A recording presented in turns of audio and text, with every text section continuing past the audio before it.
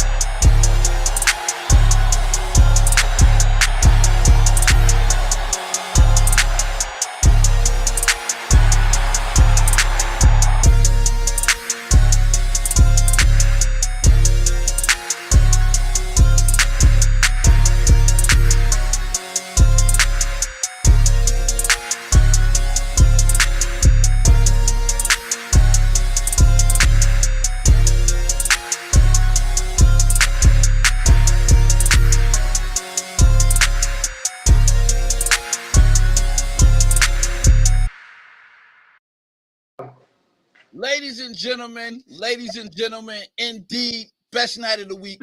Fans Club live show is here for the fans, by the fans. I got one of my panelists with me already.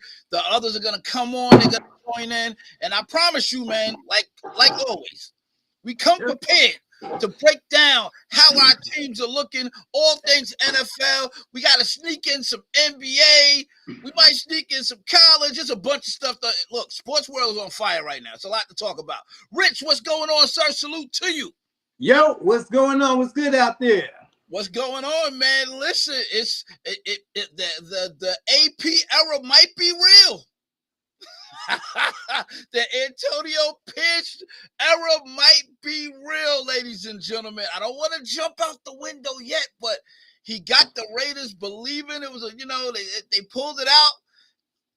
And listen, man, teams they come back nice and fresh. They look like you guys look like y'all were on a bye, but you wasn't. You just look like a whole new energy.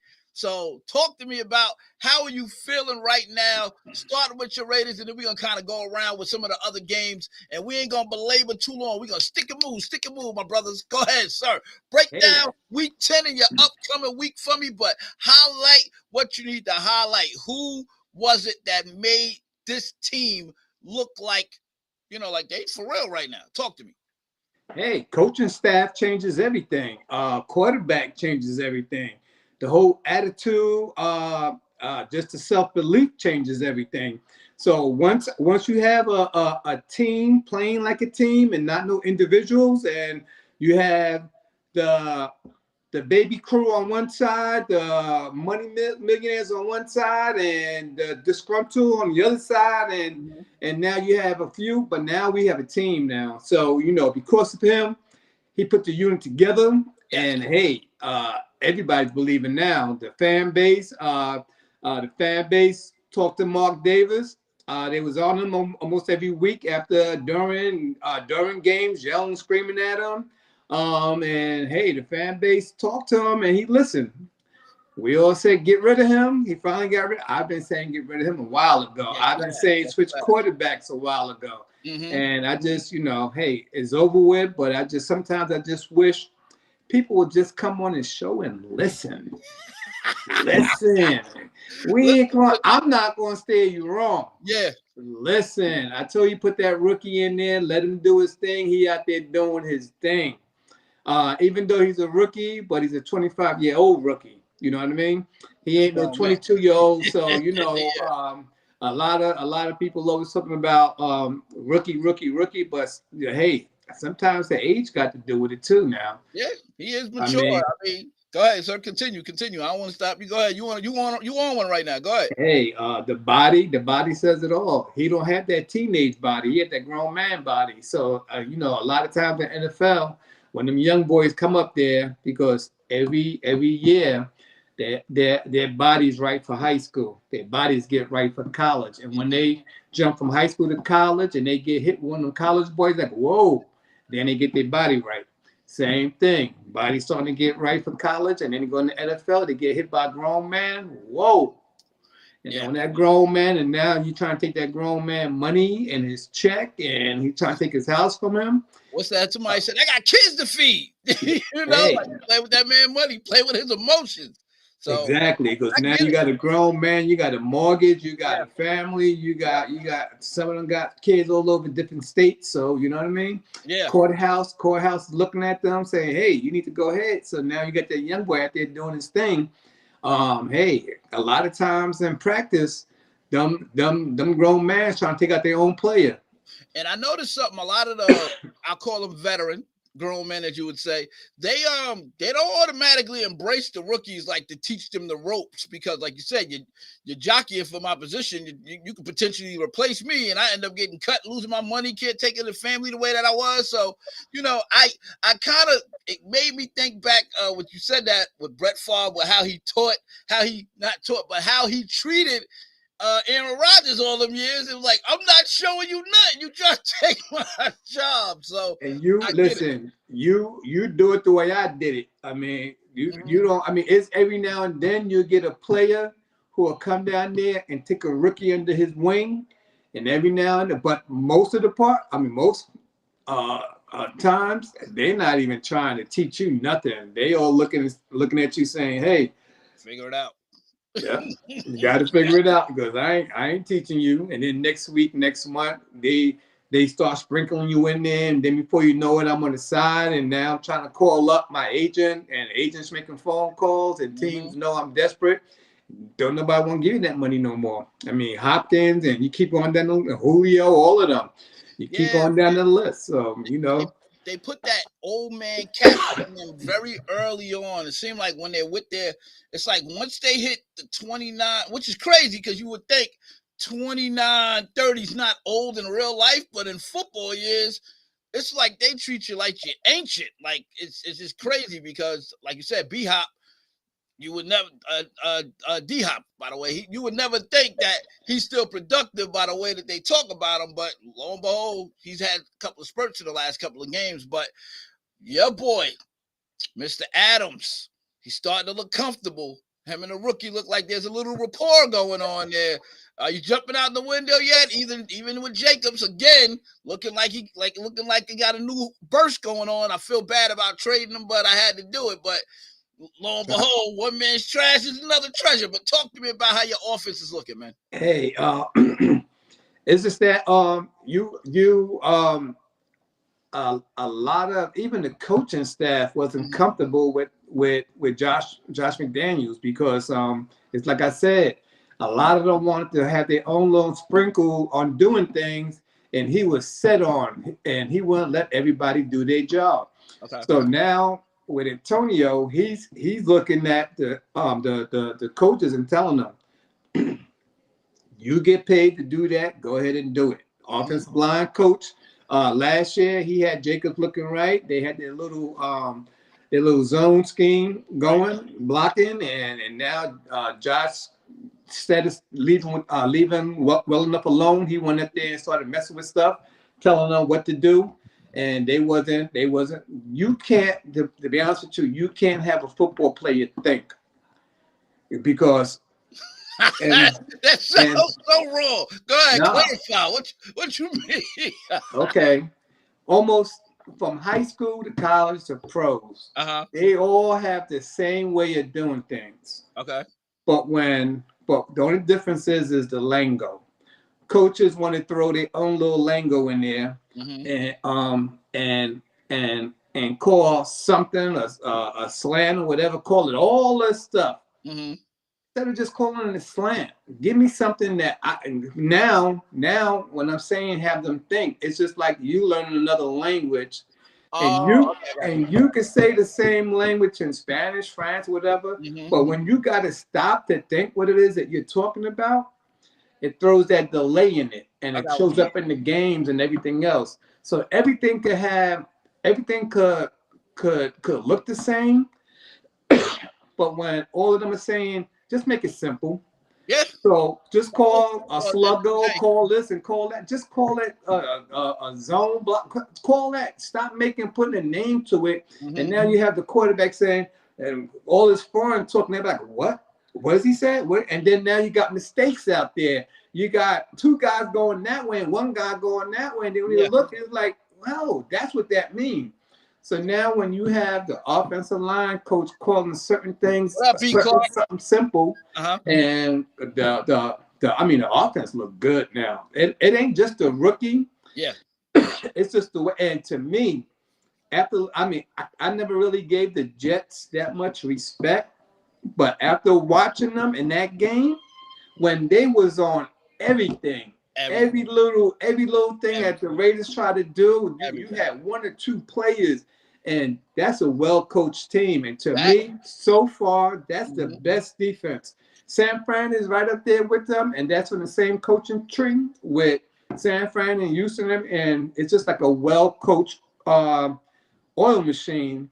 And once they get going, and they know what it is that you're gonna do, I mean, the play is dead. So right then and then, what Antonio Pierce said that, hey, if they won't load the box, we're gonna go to Adams, or they were crossing routes, and then when they back off, and then now we're gonna go with Josh Jacobs, and that's exactly what happened. So he just keeps it simple now, just keeps it simple. So I tell you one thing, man. When I look and I see how you guys are playing now, you're 5-5, got a whole new just energy going on about you. Crosby playing out of his mind, like he's regardless who the coach is. He's playing out of it. He's playing out of his mind.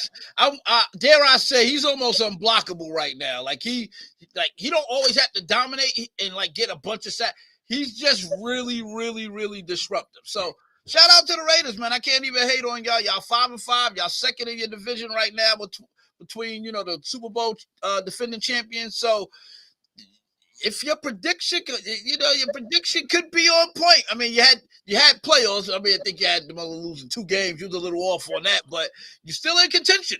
You're still in contention to do some things.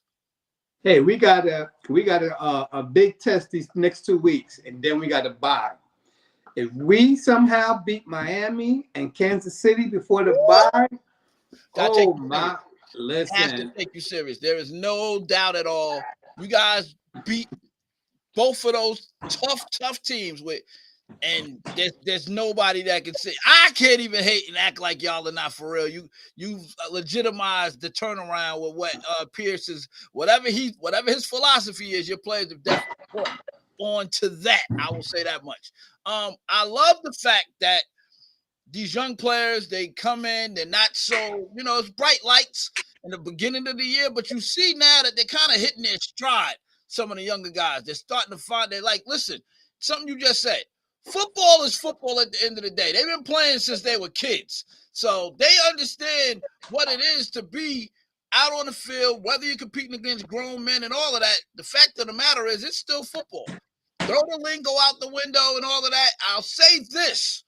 One guy, daggone Dobbs, man. Dobbs adjusted so quick at Minnesota. First got there, Thursday, ended up getting in the game. Not this week, the last week, 2 weeks ago. And ended up getting in the game and ended up winning that game. Looked even more comfortable in his full start. I'm like, I thought, Rich, that the NFL playbook was supposed to be hard to translate. How did this man pop in and just magically in 2 weeks identify himself as possibly the quarterback for the future, unless they go the draft route in Minnesota? Hey, everybody always talks about this man could go to NASA right now and and this is true on how smart he is. I've And heard that's what everybody talks about on how smart this guy is. And for him to go into Minnesota, the first game, he knew the playbook, but he didn't know the player's name. So because of the playbook, he knew where to go at with the ball. That next week, the next week's game against what, the Falcons? No, it wasn't the Falcons. What's the Falcons? No, it wasn't the Falcons. Yeah, it was Falcons this week. This week was the Falcons. Yep. His first week was against. No, Arizona was the Falcons last week. Who was his first game against? I'm trying to remember who it was because it was a close one. They had to pull it out at the end. The Falcons, I think, was the first game. Okay. I forgot who they played this week. I can check it up in a second. But go ahead. Make your point. Hey, so then, but this week he knew I just got a mail. I just right on air. That's perfect. Cello and B Clock, salute to you. I'm not my boy Terrence. Come on camera because otherwise I just got blank screens looking at me and that looks very weird for anybody watching. So you come on camera, let me know you gonna be on audio. I got you and I put you on, but you ain't coming on. So I either know you ought to be ready or if you are on camera. All right, just so y'all know. Go ahead, Rich. So Rich, stop the presses since we gonna stop and digress for a second. This brother had a bet. Fans Club live show. We do bets on our chat. Sometimes it's live right on the show, and it happens. And Terrence, who's a Denver fan, the Raiders in Denver clearly don't get along at all. What was it? Week 1 of the season? It was week. I don't know what happened, but it was week 1. And what happened is they made a bet. The winner has to buy the loser has to buy the winner a jersey, and lo and behold, Rich's jersey has come in. So Terrence, shout out to you. You have fulfilled and you have honored your bet, which is just like what we like here on Fans Club. If you make a bet, we ask that you honor the bet. So salute to you, sir. That's what we're talking about. Great job on that. So he got his look like a Bo Jackson jersey. So B Clark, he got his Bo Jackson jersey. So that boy is excited right now. Jump off, right? He had to jump off. Yeah, man. He had to jump on. He had to go try that out. I'm gonna take him off screen. All right, there you go. Yeah, I had to let him go try his jersey on so he can come back on air. But B Clark, salute to you, sir. I'm gonna make sure that you so people that's watching know exactly who it is you represent. Go put your team name next to you in parentheses so they know exactly what team you represent, and tell me about how y'all week looked in week 10 as we look forward to week 11. Talk to me about your Cowboys, man. Go Cowboys, baby. That's all I gotta say. You know what I'm saying? So CD been looking good the last couple of weeks. Phenomenal. That's an understatement. That been looking good. Good. Our defense looks remarkable. Like, you know what I'm saying? It looks very good. We just found out we lost Van. Stop trying to blame Trent for that too. Get out of here. I mean, he kind of partially responsible, but we ain't gonna. Yeah. Look, we played the Giants. I mean, ain't too much more to say. I mean, it ain't like now. I can sit here and say we look great. We did play against the Giants. No disrespect to the Giants, but we did play against the Giants. You know what I mean? Somebody that was subpar, I would say. You know what I mean? With a third string quarterback. Right. Y'all did what you're supposed to do. You beat the brakes off them. Right. We did exactly what we were supposed to do. Dak went in there and played well, and everybody went in there and played well. Yes. CD had another 100-yard game. Pollard looked decent. I mean, what more can I say? I mean, and that boy Bland, he in there for the make it, baby. I can't. I gotta say, man, and I'm not gonna give him too much props, but when y'all lost Diggs for the year, I definitely was on Mark's back talking about Bland. That's your starting corner, Bland. I like my corner season, messing with him and stuff like that. But no, the dude he's balling. Like he's arguably one of the top corners right now. I can't even argue and say that he's not. He's playing very, very well. I didn't expect that from him though. I didn't expect that from him. For keeping it real. Yeah. Thank you for keeping it real. Let me ask you, B Clark. Is there a little controversy in your backfield? Because I'm seeing Rico Dotto getting a whole lot more carries than he should be getting. It looked like y'all got a thunder and lightning now. It looked like he's the new Ezekiel Elliott, but I don't know. He averaged 6.6 yards a carry last week against the Giants, while Pollard only averaged like 3.5, 3.3, something like that. Is somebody about to lose their spot? What's going on out there? I don't think you're ready to lose a spot, but we can go. Let's take it back when I first started coming on the podcast. And remember, we got rid of Zeke. And yes. I told everybody, I said, Tony Pollard is not that 25, 30 down back. Remember I said that a long time ago. You definitely said that. Yep, I remember that. Yep. We need that downhill runner. Tony Pollard is that guy to come in and hit that home run after after the downhill running and got it, whatever.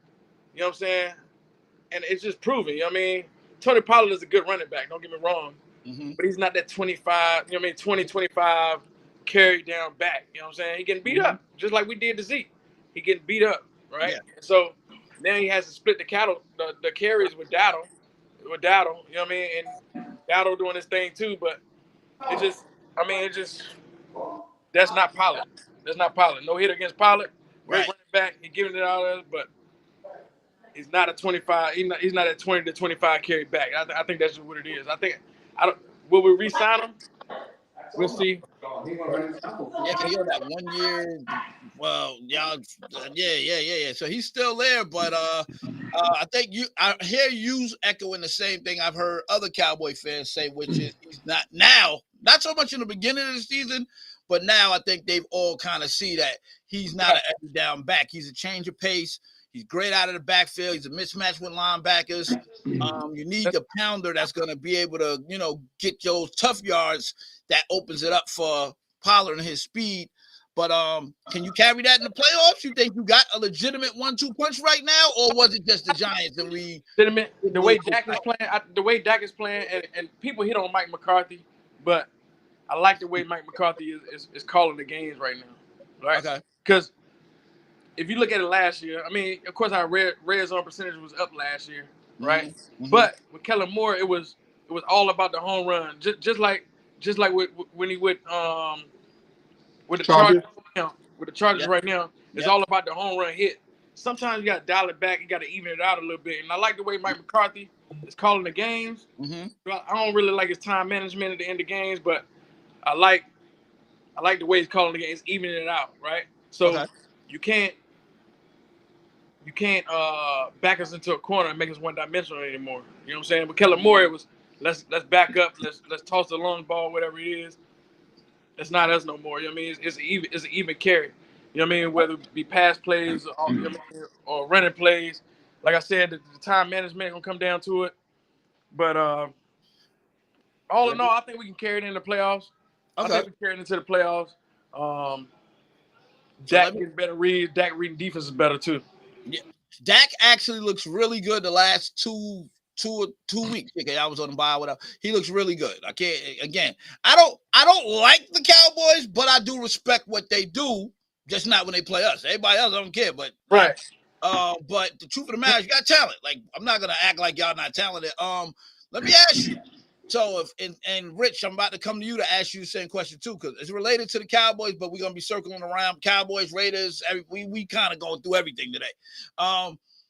Is Cooks a legitimate number 2? Because when it get crunch time, teams are game planning to stop CeeDee Lamb, which means somebody has to step into that number 2 role to take some pressure off of him, because most teams are going to double him and try to eliminate him, which is hard to do because he still gets his numbers. But playoff time, the intensity is different.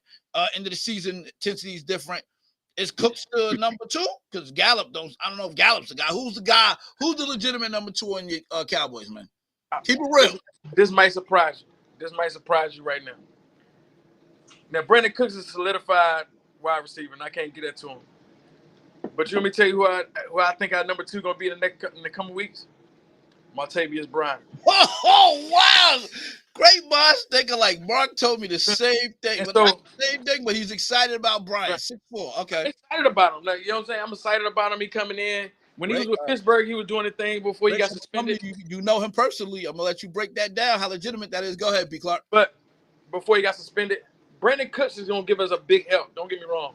It'll give us a big help, just like he did against the Giants. That's still an NFL team, and he still did his thing, even in the game before. You know what I mean? Now, coming up later week, so we got Carolina this week, and then we go to the hard part of our schedule. Yeah, they not no walk in the park, as people make it sound like. No, Carolina's not a walk in the park. All the games been close. Yeah.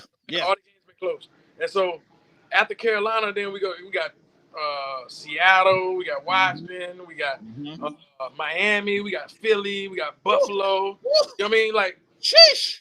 We ready to come up on the hard part, and I think Martavius Bryant has it to do it. But I think him and Brandon Cooks gonna be right neck and neck to take that pressure off CeeDee Lamb though. Wow, hold that thought, B. Clark. Rich. Yo. Again, congrats on getting your jersey. Timmy. Appreciate it. He said, "Nice jersey, Rich." So again, Terrence, congrats to you, sir. For not congrats, but applause to you, my brother. Respect. Because you held down your part of the bet. You honored the bet. I respect it.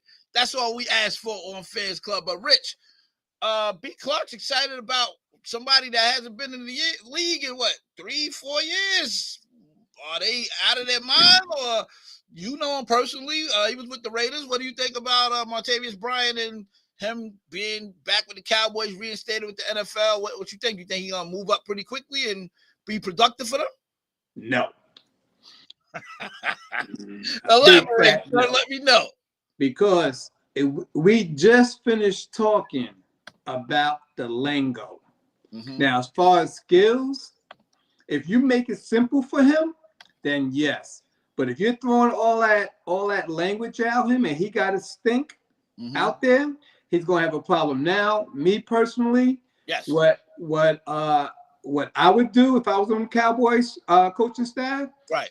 I will let him go in there in the red zone. I'm not letting him come down the field and then throw a loop, because now his half step could be Dak's downfall, because Dak think he's going to be somewhere, and now he's hesitating because he's not there. Talking like and now Dak is taking a step. Okay. I see you, Coach Rich, talking like a coach out there. Now, to me, because Cook was always the number one, the only thing that hurt Cook was his injuries. Yes. So Cook is still a number one, because now he's getting the playbook. He's feeling comfortable out there. And now, Dak, always had respect for Dak, but it came even more in our preseason game against the Cowboys. Okay. When Dak didn't play, but he was calling all the offense out there, calling the offensive plays, and then he was the OC. Yeah. So that right there showed me that Dak knows how to see the field. So that right there, that one preseason game, I think it was our last game of the season against the Cowboys, when Dak didn't come in and play at all, but yet he was an OC that day, and he was torching us just from the sideline.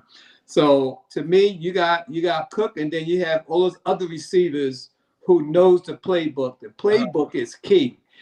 A lot of jokers get cut because they don't know the playbook. Okay. They could be the best players in the world, but if you don't know the playbook, it don't matter, because you ain't gonna be from A to D at a certain time. If you ain't there and you doing something else, and you're gonna get that quarterback hurt, teams don't need you. So to me, he gonna need some time to learn the playbook, and if now it all depends on how the playbook is. If they're gonna baby him and put him in there certain down, certain distance, and now he's getting whatever look, and I guess because of his size, and they put him on a little corner, short corner, and he can do a quick slant or something going downfield and just jump over his head, and Dak gonna put him in a certain spot, then yeah. But I don't see Brian doing nothing until after Christmas. Thank you for that fair assessment. And you look, that was he broke down the timing, playbook, and B. Clark, any legitimacy to what he talk about? What up, Cello? It's a legitimacy, right? But let me ask you this, right? So we in the NFL, right? When you bring in a new wide receiver, most of the stuff is option routes. When a brand new wide receiver coming in the middle of the season, right? Option routes. So think about this, right? So Brandon, Brandon Cook to me is one of the best wide receivers at option routes and reading defense coming off the wide receiver. Martavius Bryant was one of them before he got suspended. Now we know that's why I said one. That's why I said one of the best. Roscoe got a mind of his own. Go ahead, I'm listening.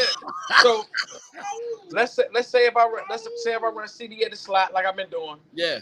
Run option routes on the outside with Brandon Cook and Martavius Bryant. Answer that question. Is that not something to stop?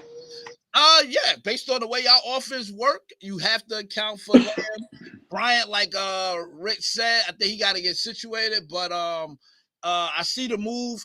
Talent-wise, like I always liked him in Pittsburgh, so I think if he can play anywhere close to what we seen in Pittsburgh with the flashes that he's shown, y'all got to steal. I don't care how many years he's been out the league. If he got talent that Rich talked about is there, then you good. But if the timing is off, Dak is in trouble if he's trying to go to him because, again, he's a big target. So he's going to take his shots with him at some point. But look, I don't want to linger on a guy that's still on the practice squad and didn't get activated yet. I just wanted to find out what y'all thought. But now I'm going to move again. I'm sticking and moving. I'm sticking to what I said. So I'm going to let y'all go, man. Y'all see my boys? 3 games dropped off. We came back. We played Jacksonville. We got the 2 Ohio State bookings. Y'all give me an outside assessment of, is my Niners for real with this defense now that we got another defensive end? Purdy looked great. Like, what's your take? I'll start with you, B. Clark, if you care. If not, go to Rich. But I want to get outside opinions because I know how I feel about my boys. Go ahead, sir. Hey, look, so my pop's a Niners fan, my brother a Niners fan, so we talking about this. Salute to your pops and your brother. They real ones. Go ahead. And look, it's scary. It's scary having Chase Young on one side and Bosa on the other, man. It's scary for the NFL, right? Just to see Jacksonville been playing well all year long, and to see what Bosa and Chase Young did on Sunday. 5 sacks, 3 turnovers. Crazy. Now, offensively, right? Offensively, Brock Purdy. So Brock Purdy to me is a system quarterback. Mm-hmm. If he does not have the pieces there, he's not going. He's not going. He's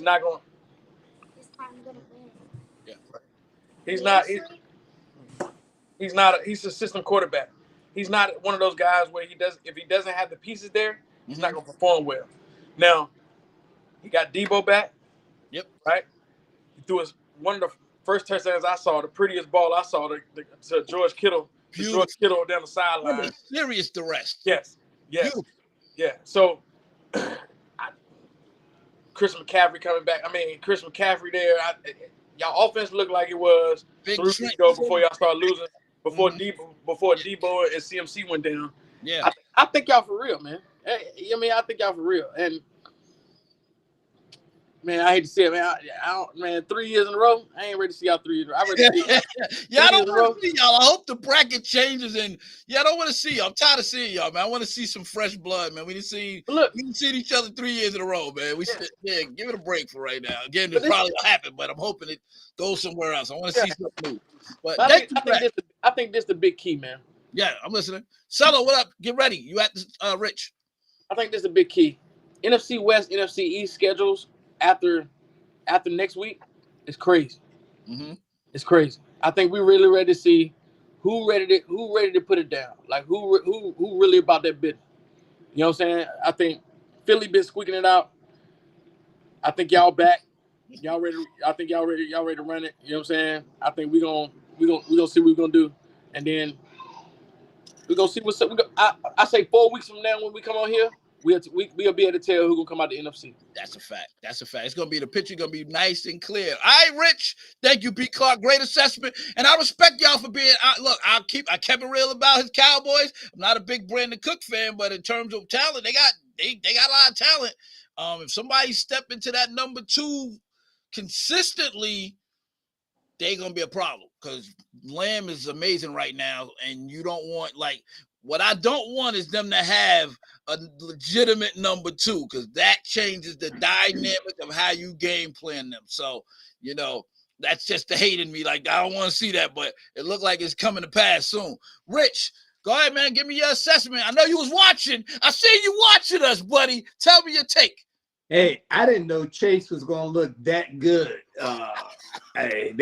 Listen, he looked good with that linebacker core, them corners, them safeties. The only thing that could go wrong is your quarterback. So to me, I'm trying to run the ball, kill the clock, and then kill your quarterback. Because that's the only way you're gonna beat San Fran. Because if you think you're gonna have your offense, now the only team I really see going head up with San Fran and giving them problems because of both offense and defensive line is Philly. Yep, agreed. That's the only team that so if Philly see San Fran the first week or the second week, then the Cowboys got a chance because now Philly gonna beat San Fran, and now Cowboys feel comfortable about beating Philly.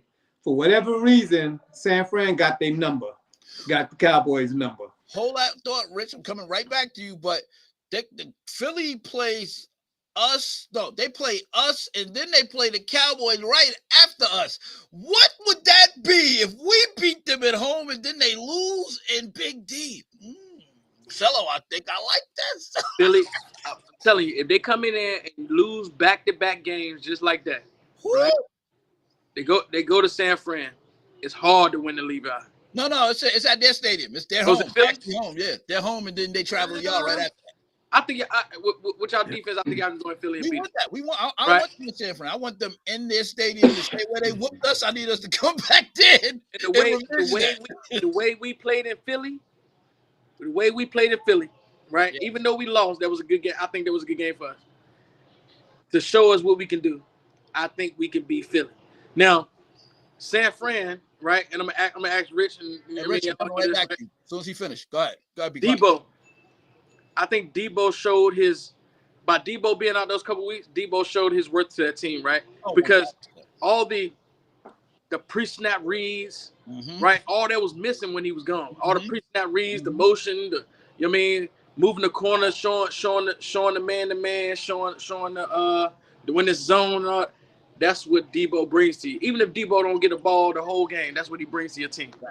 Facts. Yeah, because he scored on like an end around type thing. He only had like 30 yards receiving. So, they what's my man named Gardner, CJ Gardner talking about, oh, you're really a running back. I don't care. As long as he's productive when he get the ball in his hand. That's all I care about. Rich, back to you. Clark. Go ahead, Rich. Debo's a football player. It don't matter where he goes at. He's a football player. Yes. But the bottom line is that the only thing that's going to determine these games with the Cowboys, Philly, and San Fran is the weather. Because the only thing is the Cowboys can close that roof, but then if the Cowboys go to San Fran and go to Philly, I'm looking at San Fran and Philly because both of them got a good running game. Now the Cowboys starting running back who's getting all his money better start waking up because the weather's starting to flip, and he's gonna have to start doing his thing because Lamb and them ain't gonna be doing that in the rain and the snow and all that other crazy stuff start happening, and then the ball's too hard to grip and throw and all kinds of stuff. So what the Cowboys want to do is go on this winning streak. And the only reason why they want to go on this winning streak is to have home field advantage. Because if they got to start taking that show on the road, they're gonna have issues. They're undefeated at home. Don't think we ain't recognize that. Y'all ain't been touched at home, y'all. We lost, but y'all ain't lose at home. Cello, you stay. So watch out. Go ahead, Rich. So Philly don't care where their show go at.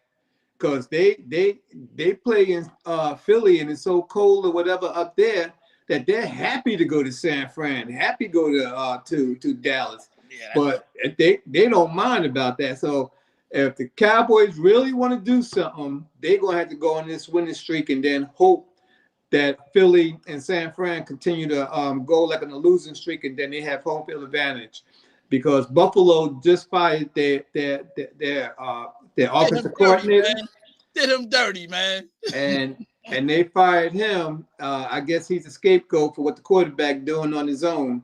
But anyway, Buffalo want to start getting these wins now. So they're going to see the Phillies and everybody else now. And Buffalo know that they can't continue to lose because Buffalo is another team who could take their team on the road and play anywhere. But at the same time, the quarterback got to stop doing bonehead stuff, man. You talking about Buffalo? You talking about Buffalo?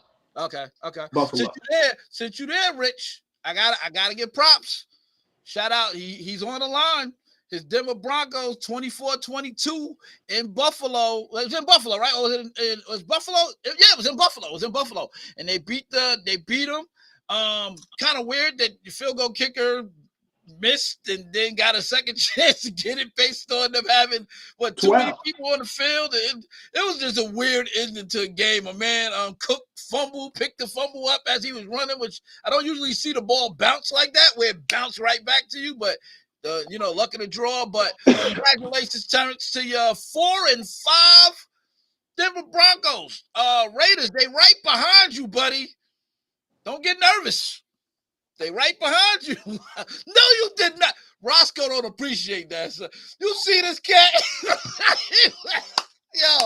Yo, Cello, I'm gonna leave that alone. Again, shout out to we got a Roscoe rated Terrence. cut. And then also salute to you, Terrence.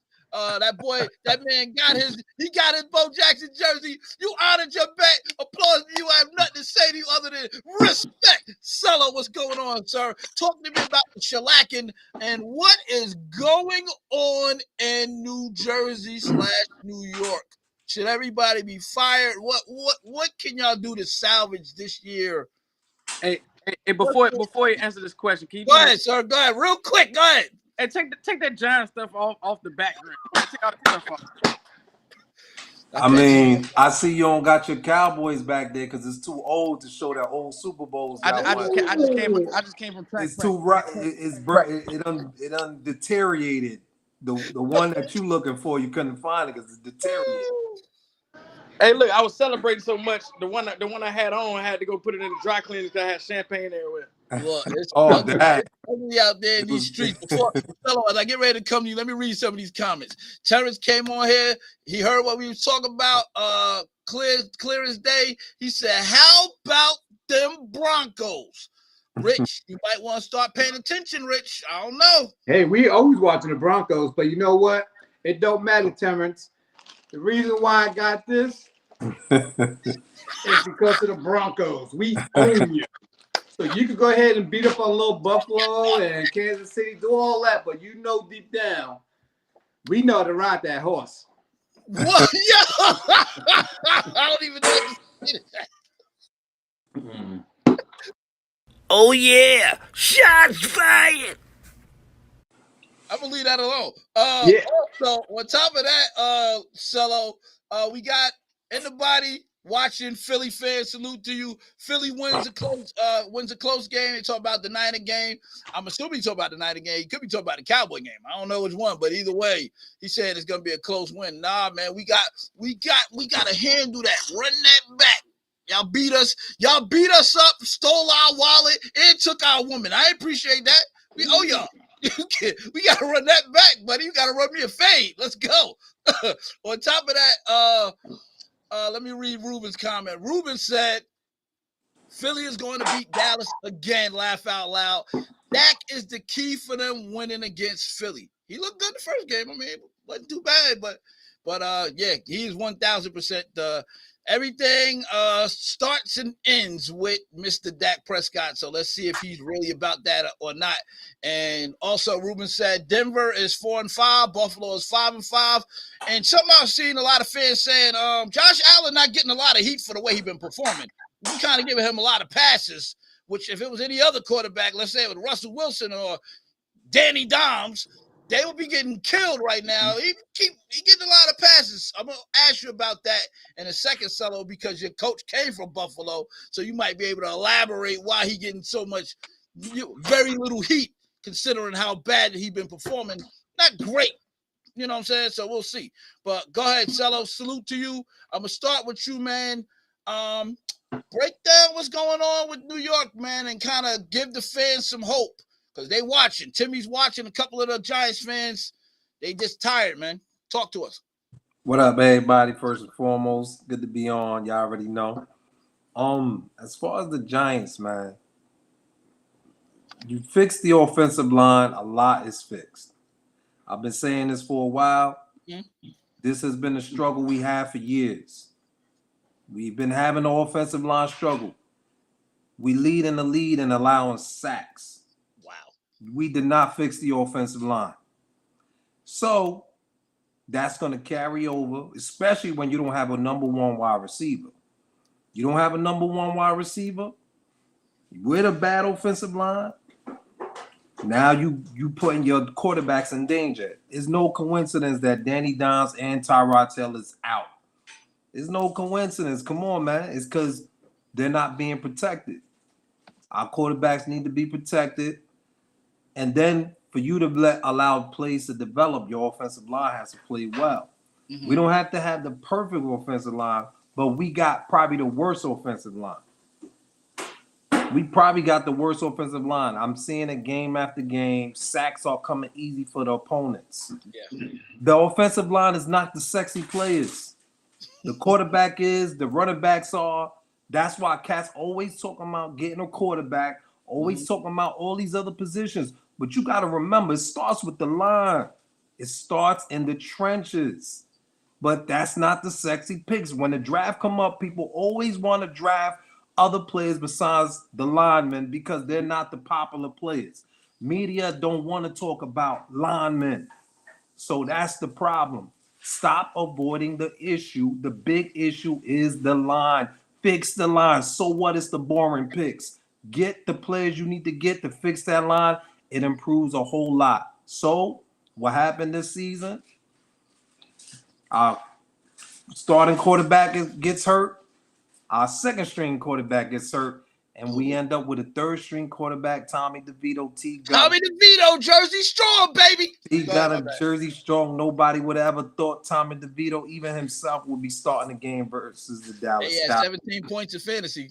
So now you put in a third string quarterback who the coaches still don't really know what they have with Tommy DeVito. Yeah. With a bad offensive line. Mm-hmm. Tommy DeVito got banged up that game. Yeah. Come on. Like this. He's a little woozy after that hit. Around. With that, yeah. Stop playing around. You already had Saquon as your running back. You already got Daniel Jones as your quarterback. He ain't got to be the best quarterback in the league. Eli Manning wasn't the best quarterback in the league. I remember before Eli won Super Bowls, Cass was talking mad junk about Eli, how he was sucking all this stuff. But because we had good offensive lines, he got 2 Super Bowls. And not only just 2 Super Bowls, he beat the great, considerably one of the greatest players that ever played, considered one of the greatest coaches, considerably one of the greatest teams. Fix the offensive line. Stop trying to be too cute. Fix the offensive line. So what everybody else trying to say? Fix that. That's going to fix a whole lot. That's what I've been trying to say the whole season, before the season. Y'all, they could talk about all these quarterbacks in college. It don't matter. You get that quarterback with a bad offensive line, guess what's going to happen to him? Same thing. We don't need the best quarterback to win a Super Bowl. I've seen that happen plenty of times in the NFL. Mm-hmm. The best quarterbacks don't always win the Super Bowl. That's true. That's true. That's true. So that's the issue that's the issue we have. You going into Dallas without your starting tight end. You going into Dallas. Where was he at? He was hurt too? He's still hurt. He's been hurt for the past couple games now. Starting corners was out, y'all. He been dealing with y'all look like a XFL team, to be honest with you. No offense. Yeah, he's been dealing with a hamstring injury. He already had this hamstring issue when they picked him up. He already had this issue. Honestly, Rich, y'all, dirty dogs. Y'all knew he was hurt. They knew he was hurt too. Let me ask you a question. Let me ask you a question though. Go ahead, ask him a question, Rich. Cello, I'm gonna let P. Clark ask you a question though. Chime in because they got a lot to say about y'all as well. Mm-hmm. Offensive line, right? Offensive line. You saying offensive line? So let's say you get the number 1 pick. You gonna draft an offensive lineman number 1 pick? Because that's gonna be your only first round pick. What you gonna do? We got the running back. We got Daniel Jones. Yeah, running back. Get offensive line. Why you always got to with the number 1 pick? Huh? with the number 1 pick. Yeah, y'all probably gonna end up top 5. So let's say y'all, like he said, y'all got the top 5 pick. What you gonna take? You gonna take a lineman in that Well, top 5 position? If you can get a couple picks, and if you get in a quarterback first pick, don't hurt you with the offensive line. Of course you get that. But if that's gonna continue the issue going, if that's gonna continue, listen, we've been dealing with the offensive line issue for more than 5 years. It's been a long time. It's hard when you got the top 5 pick. It's gonna be should have hard been when you got the top 5 pick. Drafted 2 studs in the first Right. round. It was phenomenal in college. And You so this said is who? the thing. This is the Wait, thing, wait, though. say that again. The 2 linemen that y'all drafted in the first round were phenomenal in college. That I don't understand. Is it this? Maybe Rich, B. Clark, and Cello. Maybe it's your scheme. Maybe somebody don't know what they know in scheme wise on the offensive. Maybe it's the coordinator. I don't know if it's the coach. I don't know. It's the They same was scheme. studs I mean, in college. it's the same scheme from last year, and they did well. That's a good point. So yeah, can't even say that. Yeah, But at least the offensive line wasn't this bad. The offensive line wasn't all good last year, but it wasn't this bad. The offensive line took a step back. and y'all upgraded. On paper, Rich, they upgraded that O line. Am I talking crazy? Now, this is what I say too. We had injuries on the O line. Andrew Thomas was hurt a couple games. Yeah. He just finally came back. You got hurt. You know what I'm saying? Even our rookie lineman got injured. We had injuries, but that's why if you have a good, decent offensive line roster or good offensive line depth chart, you ain't got to worry about even when somebody goes out. You still got a good, decent lineman coming in to take over the starting spot. Remember, we picked up Justin Pugh from the couch. Justin Pugh, man, straight off the couch. Yes, but why did we have to even do that? Because we didn't have the lineman that we had wasn't that good to play that position. So they said, let's get this dude from off the couch. Straight off the couch. So I've been watching. Good. Ruben says, how does other teams get the O-line they have? Simply follow the blueprint. Because stop trying to go for the sexy pick. They not going for the sexy pick. They focus. That you got to be like, you have to say, our number one thing we're going to do is fix this line.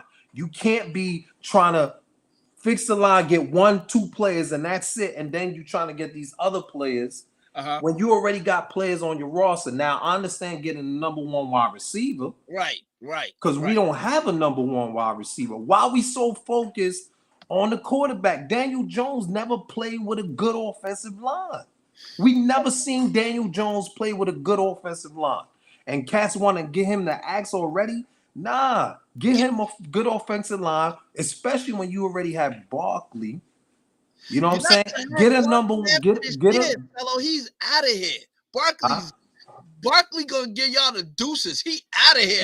Even with Barkley, I've seen many times when Barkley can't get through the hole because it's blocked, because the offensive line not building the holes. Yep. So I've seen it plenty of times. You get a running back like this, you should have been like, man, let's make sure. Honestly, that's another thing, is when you get a good running back like that, you expect him to do it. This the NFL. That's a good point. This the NFL. It don't matter how good that running back is. You need some kind of hole. Hold that thought, so I want to make sure I get Rich. Let me read a comment for you in regards to you talking about y'all ain't got a number 1 in the body. Philly fans said, make a number 1 like Dallas did. Go get you a number 1. Number 1 what? That's what he said. He's like, y'all might have one on the roster. I keep telling you 13, but y'all don't want to listen. Nobody wants to listen to me till next year. Go ahead, Rich. Solo, right now. Solo. Solo. I know that's y'all thing. Go ahead. Yeah. Anyway, right now the Giants got gold and don't even know it. So if they're top 5 pick in the draft, everybody's going to want to run down there to go get that pick. So what you do is You go. If they have two number ones, or if they have a number one with two early number twos, you go grab all of that, move back, and then you start getting your offensive line. You do not want to take that pick at number 5 and go get you an offensive line or just one player. Go get 3 or 4 different players. But right now you're going to have gold because everybody wants them quarterbacks. Everybody wants those quarterbacks. So they're going to come down there to give you the house. Now, going back to your offensive line thing that you've been talking about, that we both had the same exact issues last year. Josh Jacobs ran for he's a leading leader, and the coaching staff was the same. The same offensive lineman was the same, only but one, our right guard. But now we got one head coach with the same offensive line, the same coaching staff, and now it's a whole different football team now. Now we're going down the field smash mouthing people. I think a lot of your players don't like your head coach. When players play like that, they want somebody out. They want somebody out. And the one they want out, to me, what's looking like is the head coach, because when players are asking to come out the game and that joke is waving them off, telling them stay in the game, the Cowboys blowing y'all out 40-0. Danny Dimes looking at him and he wanted to come out the game. He said, no, stay there. A couple of weeks ago, same thing with Barkley. Barkley just got hurt. He up there looked like he's waiting for the hospital to come pick him up and the ambulance and doctors. And he looked at the head coach talking about he want to come out. Head coach, no, stay in. Hey, when players start acting like that and the head coach think that they're above the players start showing them, no, we above you. Our pay rate says that we get more money than you. And the way they get them coaches out of there, either the players little by little start getting out of there if the coaches stay there, or it's the head coach or either the coaching staff. But you can't continue to blame the offensive line because that's the same offensive line, same coaching staff. The only thing that changed is the year. Yeah. That's the only thing that changed was the year. Yeah. So, hey, if you got 3 different quarterbacks, look, we got a rookie in there now, and he out there doing his thing.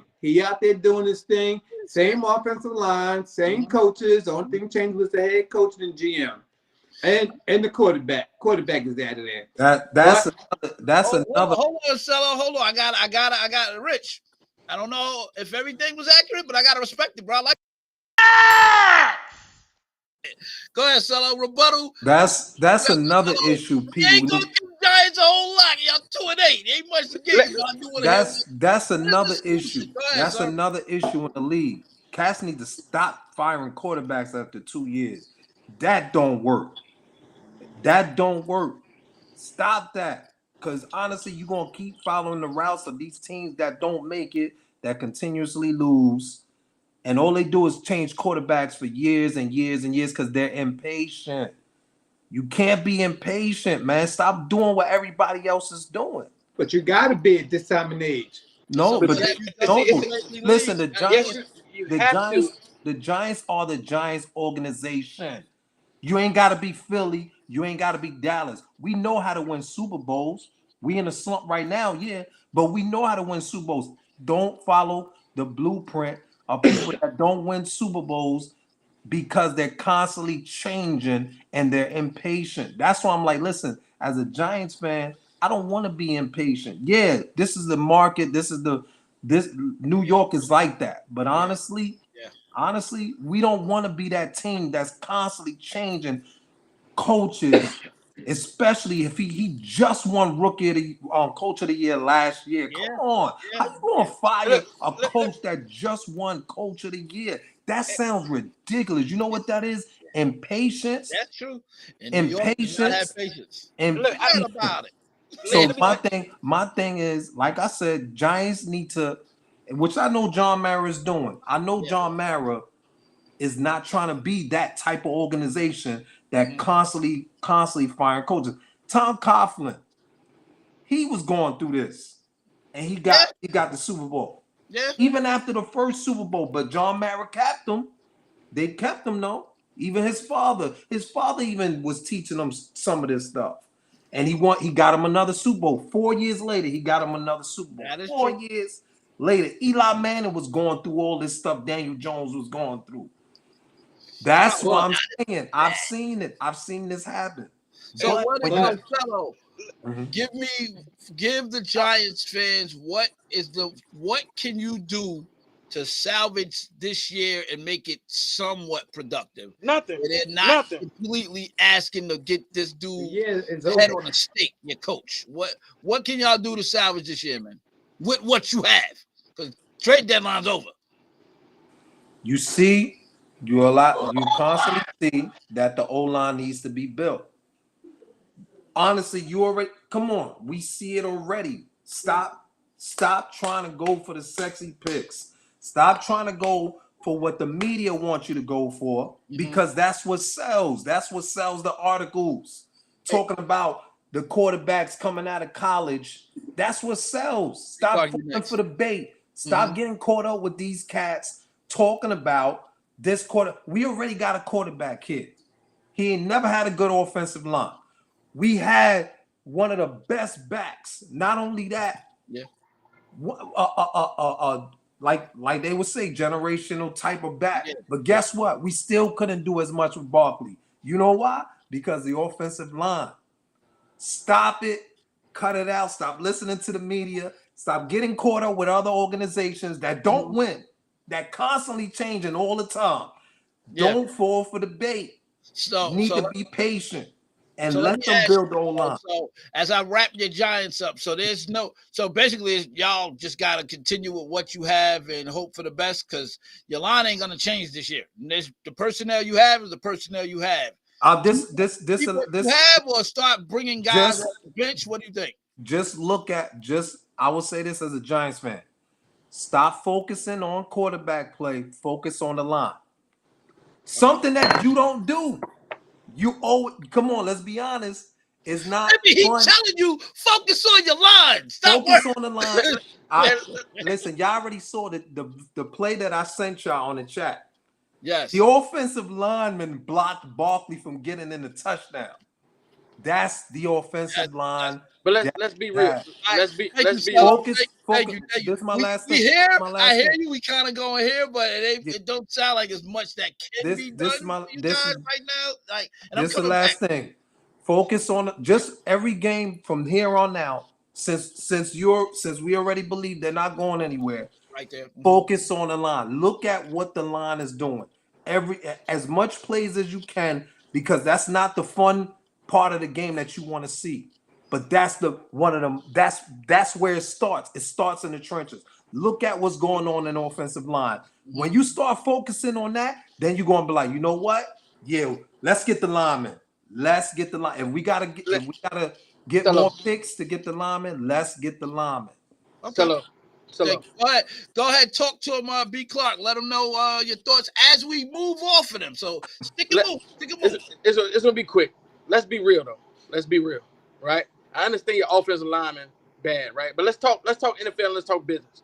Yeah, you're not getting an offensive lineman. You know you're gonna have number one or number 2 pick. Trade the pick. Trade right? it. You're not getting an offensive lineman there. Trade the pick. No, for what? You need a number 1 wide receiver. You don't have a wide receiver. You need somebody to throw the damn ball to. You don't gotta get a good wide receiver as first. You gotta have somebody to throw the ball to. You can get a good wide receiver. Where? When you get more picks. When you get more picks, you can get the. Okay, so you said move down, get this is my question. Capital. Okay, all right. Exactly. And then that'll give you a chance to get the wide receiver. Harrison's a once in a lifetime talent potentially. Go ahead. Go ahead. Hey, Cello, I'm gonna ask you this question, and I'm gonna leave it alone. Right. So, number 1 wide receiver, first round, second round offensive lineman, or trade your pick, offensive lineman, first round, second round wide receiver. Which one are you going with? Because it's a lot. I'm going for I'm focused on the O-line, bro. Let me finish the question. Let me finish the question. Finish the question. You look at college football just like I look at college football. Mm-hmm. It's a lot of generational talent out there, wide receiver wise, right now. Mm-hmm. Deep. is deep right now in the wide receiver position, right? You don't can have go to have the best wide receiver. But you can go to free agency and get an offensive lineman. Saquon Barkley is going to me. Saquon Barkley is going after this year.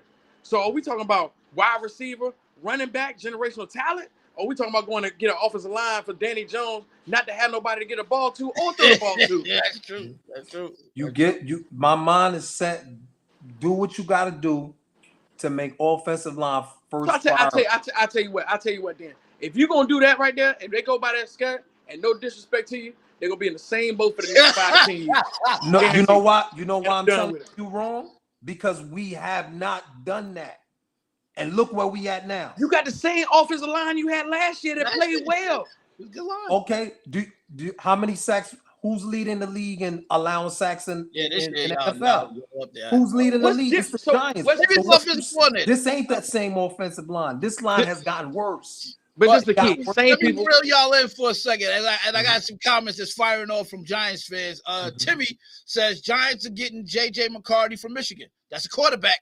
He don't want no lineman. He like, give us a quarterback. That's where he at with it. Give me the sexy quarterback that is headline news. I need him. The Danny Dimes era is over. According to Tim, he wants J.J. McCarthy. I get it. Especially when you just gave Daniel Jones that money. Why would you try to get rid? No, you gave him the money. You stick with him. Fix the old line. You gave him the money. He got the money. The contract You wasn't that much fixed the though. line. The contract was not that much. It's still money though. It's No, still because money. they gave him so much guaranteed money that the contract wasn't that much. Let me read some more. Because look, Giants, I'm gonna give y'all, and I'm gonna exit stage left. Y'all 2-8. I'm giving you a lot of time here. Look, in the body again. Philly fan says people know their look, and when your O-line is weak, nothing works. At this point, it's like y'all can switch up personnel. You can try packages. There's nothing gonna. It's just not gonna happen. There's nowhere to go. Barkley had no holes the last game, and the Cowboys beat y'all like a stepchild. It was bad. Like it was real bad out there. Another comment was, I knew Giants weren't gonna be good this year.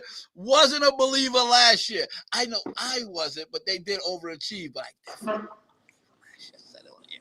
But yeah, I don't like to see nobody misery, but I don't like Potato Head, man. I'm not a big fan of Potato Head at coach, but we're going to see, look, they overachieved last year. He just got to go grab some talent.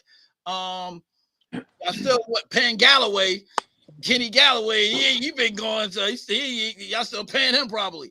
Let me keep reading some more comments as we transition. Win the rest of their games, which is not happening. That's the only glimmer of hope, really, that he's saying, which again, you could possibly turn it around. So, my last comment for you, Cello, and all I need is y'all are 2-8 now. How many wins do you have y'all coming out of this year with? This year, based on everything that's going on. We got 8 more games. 7, I think. It's 7. It's 7. 7? Yeah. Oh yeah, because we got the bye. Yep. I know we got to play Philly twice. Honestly, man. Look, it's documented, sir. Nobody gonna hold it against you. Nah. I'm just saying. So for you, before you answer that question, I'm gonna ask you this. I think y'all ready to tank the season. I think y'all ready to try to get the number 1 pick. Y'all at that point in the season where is that? Are you not? What, tank the season? Yeah. Are you not ready to tank the season? I'm not a tanking type of person. I know you're not, but let's talk business. Let's talk NFL. Are you not ready to get a number 1 pick? I don't know. I know John Mara hates to lose. I'll tell you that. John Mara hates to lose. So I don't know him. I'm not sitting there. Right. But from what I do know, he hates to lose. Wow. And I don't think he wants to be known as an organization to tank, because that don't guarantee you. A lot of teams tank and they still suck. But let's talk about business though. Business, when you come to let's talk about regular business. Meat and potatoes. I'm done with 2-8, man. Give me the meat. Business. When you talk about business, right? Is the number 1 pick not a win for what you have right now? Right. No. That don't guarantee you. A number 1 pick don't guarantee you Super Bowl. It helps your odds a little bit. That's true. The quarterback was not a number 1 pick. Of course. Super Bowl. But he's a system guy. Like Yeah, it works. It works. All right, thank y'all. Appreciate it, Settle. I'll circle back somehow to loop y'all back in, but we're gonna go around and see what's going on. But thank you. Timmy said, I got 2 good comments here. I gotta read these bad boys. Hold on 1 second. Timmy answered you back. He said we gave Danny Dollars. Let me correct it because he got paid. We gave Danny Dollars so many chances and still he hasn't delivered. A bad offensive line. We gave him so many chances. We gave him so many bad offensive lines. That's what he's like. Did. Look, you drafted 2 top guys last year that you got. You got some offensive talent this year. It just hasn't really panned out. But he's over. He's jumped off the Danny Dollars ship. It sounds like, Tim. I think you're pretty clear on where you stand. JJ McCarty is who he wants. He already putting it out there. B. Clark. He said, "Yo, give me the quarterback, bro. Give me the sexy position." If we go first round, that's what they're gonna get. A quarterback or a running back. Yep. Again, anybody said I said 4 to 5 wins this season and called it before the season. Giants last in NFC East. I've been trying this. I've been saying this. Are you a believer now, Solo? Did he say that? Did he say Daniel Jones was gonna be hurt? Did he say these players were gonna be hurt? He didn't say nothing. He said that with Daniel Jones. He didn't say that in this type of situation. He was losing when Danny Dimes was in the game. Daniel Jones was hurt. Daniel Jones was hurt for 3 games already, bro. Barkley was hurt for games. Yeah. Let's be honest. Come on. Let's keep the context. And the last one is we will sweep the Commanders and then the Rams. Look at that optimism. There you go. I am off the Giants. Unless something pops up over the news feeds as we're on the show, I will then chime in for them like Giants fired Potato Head. If they talk about that, then I'll be like, you know what? That's worth covering. Other than that, finito. Rich, what's going on, Rich? Yo. So, Rich, and I'm going around for everybody. Is there any team thus far, 10 games in, going into 11, that has surprised you with their record in terms of how good they have been? Who do you feel, Rich, Coach Rich? What do you think, man, in terms of the team? Who is the team that you would say, yo, they're for real? There's 2 teams right now. Well, hey, 3. Give it to us. And I know all you guys are going to say all the Raiders, but that's my 3rd team. First team is Cleveland Browns. If it wasn't for Deshaun Watson getting hurt, now they got two quality backup quarterbacks. So because of the defense and their running game, and then with Cooper and everybody, the Cleveland Browns. Don't sleep on Cleveland. Minnesota Vikings. They just got another quarterback, and they didn't miss a beat. Who was it that you said? Who was it? Minnesota Vikings. Yeah.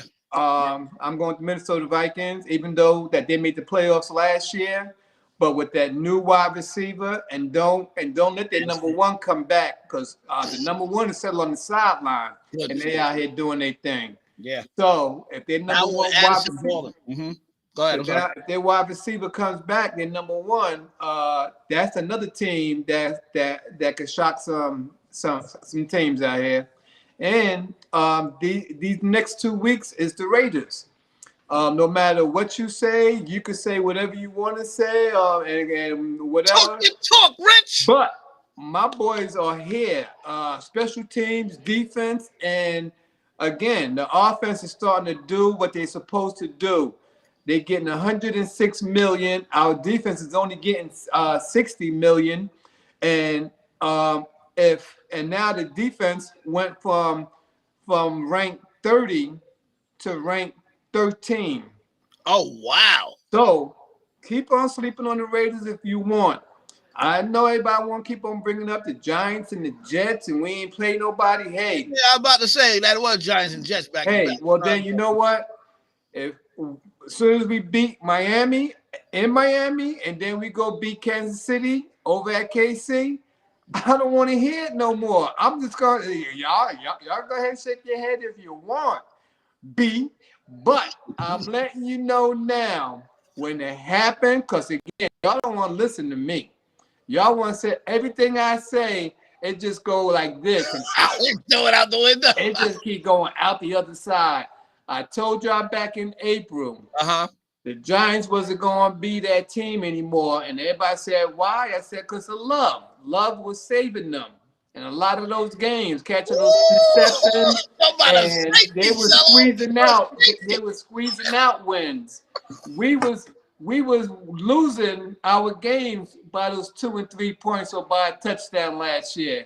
So now the offense starting to click now. Our defense is starting to click now. So again, those 3 teams, and I promise you, so it was. When the Raiders beat Miami and beat Kansas City, oh my God, it ain't going to stop. ESPN, NFL channel, commercials, everything is going to be live. You know what? And I can promise you again, I kept telling y'all, the Super Bowl's in Vegas this year. Yes, it is. I'm trying to go. Mark Davis, his girls' basketball team just won a championship in Brooklyn. That's where Al Davis grew up, in Brooklyn. Hey, I'm starting to see some stuff. And it's Mark. The script. You see the script? I see you. I'm seeing the stuff that Mark keep talking about now. So go ahead. Y'all keep on. Hey. What is it? Gematria, right? The number thing. Yeah. Hold on. Are you saying that the Raiders are going to the Super Bowl? Is that what you're saying? Hey. No. Just yes or no. Are you saying that the Raiders are going to the Super Bowl? B. What I can promise you that the Raiders will be at the Super Bowl. All right. Well, are you saying no? Don't be the question. Byron, you got to answer. All I'm saying to you now, regardless of what happens, the Raiders will be at the Super Bowl.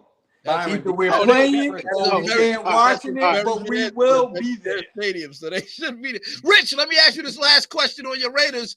I like the 3 that you gave. I'm not mad at that at all. You can give me B. Clark, Cello. Y'all can give me 2 or 3, just like Rich. Think about it. Be able to break down why you surprised. Is there any chance that my boy gonna get off the bench? What's going on, y'all? He not hurt. Get Garoppolo off the bench, man. What's going on? Hey, if you want him off the bench, take him back. If you really want him off the bench, listen, San Fran just got to give us a call. He know the playbook. He'll roll right back in there if Purdy gets knocked out the game again.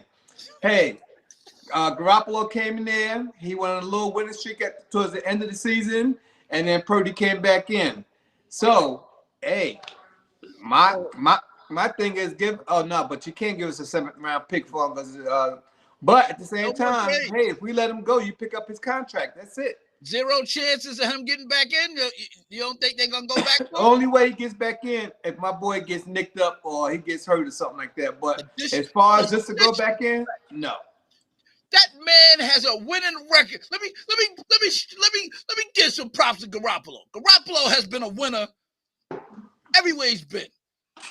Except the Raiders. Even to the Raiders to tarnish his career. The disrespect. To you, B. Clark. Give me your 3 teams, man. All right. So my first team for real be Pittsburgh. Woo! Pittsburgh. Right there, brother. Pittsburgh top 1. And the reason I say they're quiet 6-3 right now. Yeah, very quiet 6-3. Right? Even with Kenny Pickett and everything that everybody's saying against them, it's 6-3. Mike Tomlin got them playing system football on offense and defense, special teams all the way around. Yeah, Jaylen Warren balling out there. Go ahead. He balling. Yeah, right? More than Najee Harris. It's crazy. Go ahead, Najee Harris represent VA. Najee Harris is out there. I mean, he a runner.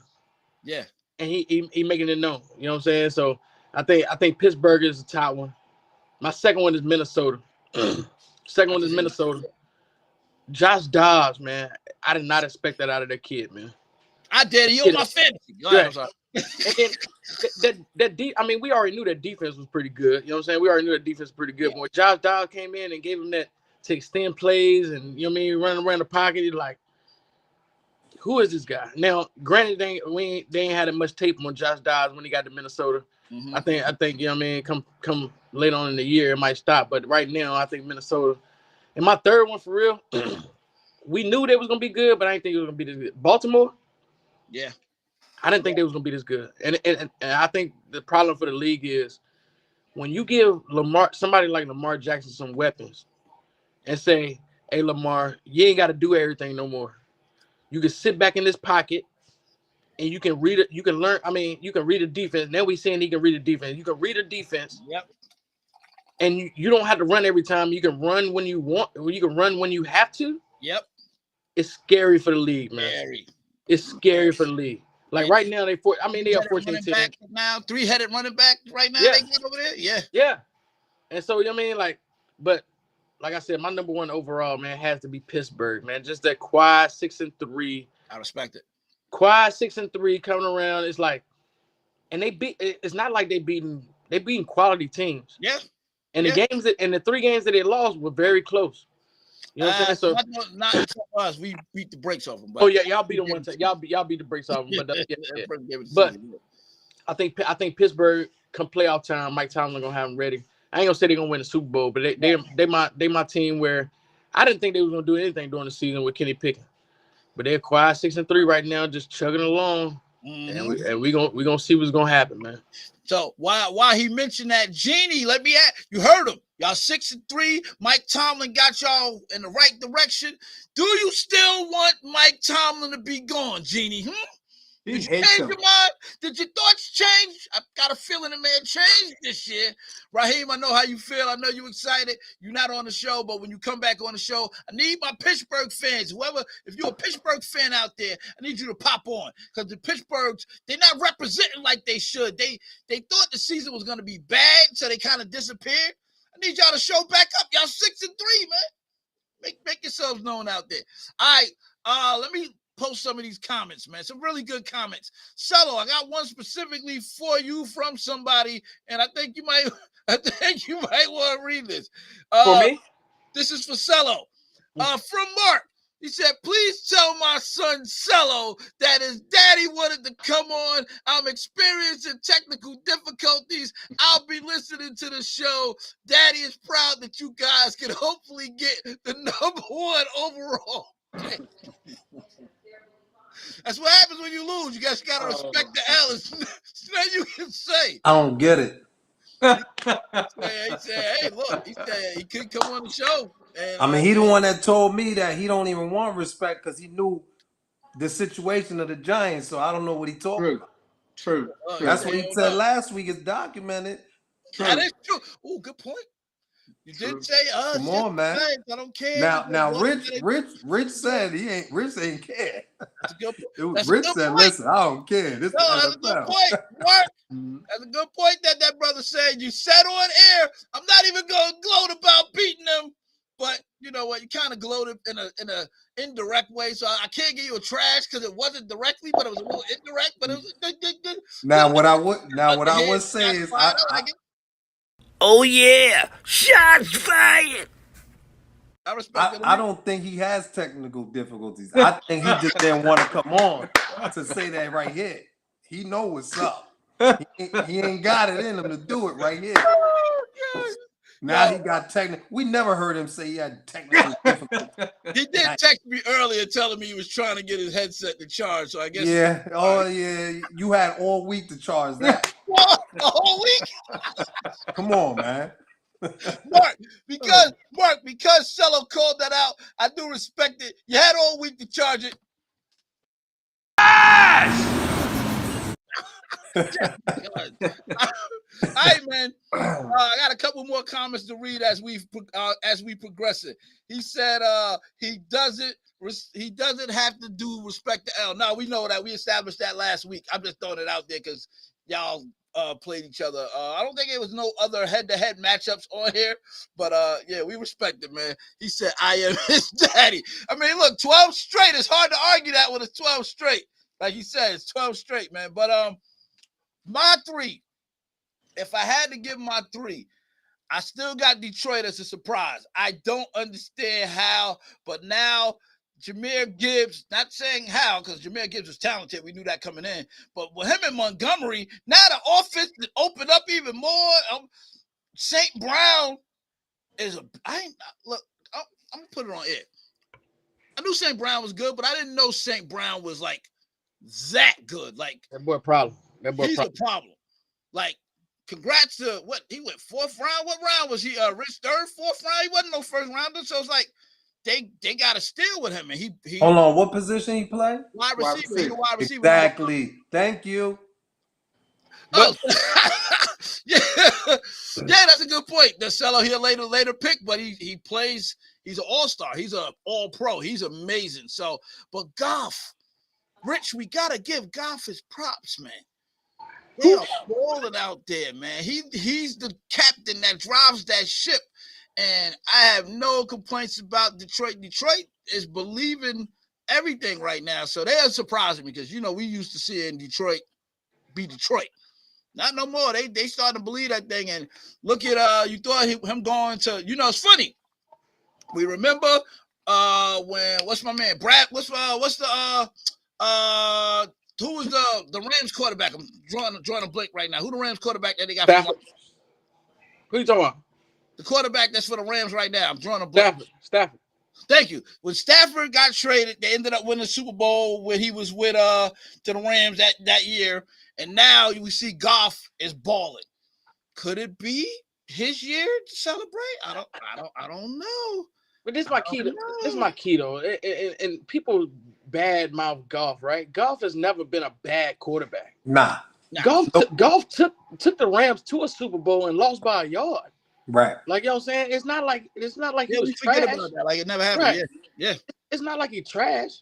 Okay, you traded him, you want to win a Super Bowl. Okay, I think Matthew Stafford and Jared Goff is probably the same quarterback. Like what I'm saying? Younger version. Yeah, just another version. You know what I'm saying? I think they have the same quality. I think he would have. I think if he was still there, he would have been the one that won the Super Bowl. Right. See what I'm saying? Honestly, that's what I feel. Right. And I agree with that. And Jared Goff is not a bad quarterback, man. It just I don't understand why people like Jared Goff. Matthew Stafford was in Detroit. Now Jared Goff here coming to Detroit. They got their defense up. Their head coaches got them balling. Yep. And it's like, okay, I didn't. The reason they're not surprising me because they did well last year. They did well last year. Yeah. My second is I'm gonna stay. I'm gonna go to AFC now. Even though we shellacked them and we beat the brakes off them, Jacksonville is still a problem. Don't let that game against us fool you and act like that was just one of them games. They just wasn't ready. We was nice and fresh, but they offensively, when they're on. So don't let that one game fool you. They was just facing a team that had a lot to prove, and we was nice and fresh. But yeah, I got Jacksonville number 2. Number 3 is NFC South is weird. I don't even know who I want to pick there. Is it Tampa Bay? Is it Atlanta? I don't know. I want to go with one of them, but nobody stood out from the crowd, so I'm only going with 2. That's what I'm at. What up, Mark? Salute to you, sir. Salute, brother. Could you hear me? Exactly. Yes, you on the He got the super fast charger, huh? No, not at all. Because my phone is at 19%. So I was trying to let both charge at the same time. But while I was listening to the show, I was listening to my son and his heartache and his pain about his Giants. So I had tears in my eyes listening to all the. Listen, I had tears in my eyes. I had to come on since you asked me to come on. I was trying to let my phone charge, but if my son needs me, I gotta be with his second and call. So I decided, I said, you know what, my son needs me. He really wants me to be on. He said, Daddy, I don't need no excuse. You 12 games in. I need you here. So I'm here for you, son. I just want you to know that last 12 years, I've always been there for you, man. I'm helping you improve your team. I'm helping you start from the bottom and throw away all the building blocks. You know how many coaches I got rid of for you? You know how many high draft picks I got for you? Right. So, I understand you want me here, and that's exactly why I'm here, to support you, son. Let me ask you, Mark, is there any chance of them going in the weight room and turning this around? Because last year you and Cello was y'all was in the weight room working out. I sent them the creatine, it didn't work. It must have been some expired creatine because it did nothing. What's up, B. Clark, man? It's good to meet you, brother. and the rest of you guys salute. You know, You know, Go Cowboy, Cowboys, you baby. know him before. That's the other Cowboy no, fan. Go no, Cowboys. yo, I know, but he hasn't been on the show, so I'm just let me just put you up on current events. You know, the first game, you know, we had to do the second game. I told him he don't have to respect the L, and I let him know that. But that doesn't take away from the fact that we adopted him as our son. So as our son, we had to nurture him and build him up. So what we did was we made sure that the organization understands that they have to start from the ground level up. Hopefully, I get to see a black quarterback in New York next year. I'm hoping that they can get one of these guys and bring them in and nurture them. But Cello, I don't need to respect the L, but we gotta understand. You know, like I told Mike, I'm past owning you at this point. I said 3 is owned, right or wrong. Yeah. I'm past 3. I'm at 12. So at this point, living in the other room right now, and I'm paying the bills. All I need you to do is just go to school and improve yourself daily. That's it. It's ugly Can I out there. That's all I ask. It's ugly You know, out there. so I rebuttal, Mike? there is no rebuttal after 12 losses. There's absolutely none. There's none. Hey, No, that's Rich. good. Hey, Rich. Check this out, Rich. Go ahead, First and Cello. foremost, you look like you from 1996. What was you watching? The old Dallas Cowboys Super Bowl tape? Because that's what your video looked like. You look like you're coming from 96. So don't talk about son and us. And you still ain't do nothing in a long time.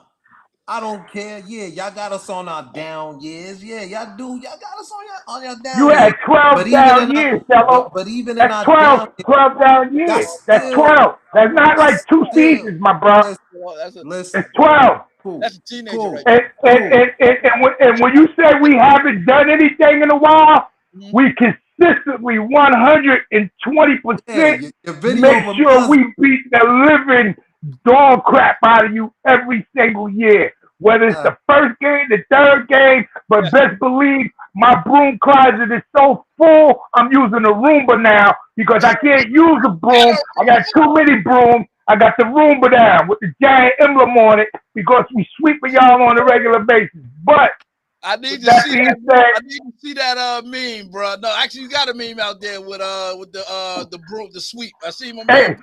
I I got to jump on you now, Cello. Reason being is the tide could always turn next year, and this conversation could be going the other way.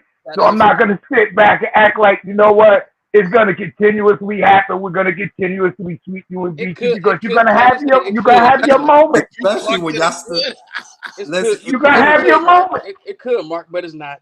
But it's you know I know it's not, but you it's- got to give the. another giant combo. I gave him 20 minutes. I'm off of him. Hey, I wasn't here for 20 minutes, Mick. I wasn't here. My son called me. My son was calling me, and you called me out on screen, so I had to come on and support, my son. That's real talk. I wouldn't even be on here if my boy didn't reach out to me. You know I love you, Cello, and you and Timmy and Stevie, y'all always cheered out for the Giants, man. In realistic terms, I'm sure Clark gonna agree with me, Richie and Nick Bull gonna agree with me that you the best thing for y'all to do is to start from scratch and build the Giants up from how y'all doing it. You know what I'm saying? There's nothing wrong with that. Hold that thought, Mark. As I close, Cello is convinced they need to get a lineman, not go for the sexy quarterback. Don't go for the running back. Don't go for a wide receiver. He trade their capital, get more picks. And those first round picks or second round picks got to be linemen to address what they need. So I don't want no more Giants. Let me read the comments. And Mark, I need you to give me your 3 surprise teams this year based on where we are. Week 10 going into week 11. Think about it while I read this comment. What teams is it that has you surprised by their record? In the body says the Ravens, Jags, and Steelers. Jags and Pittsburgh are really good, sneaky good. I agree. Good choices. Oh, he went all AFC. All right, I see you. So no respect for the NFC. What's going on over there in the body? Go ahead, Mark. I like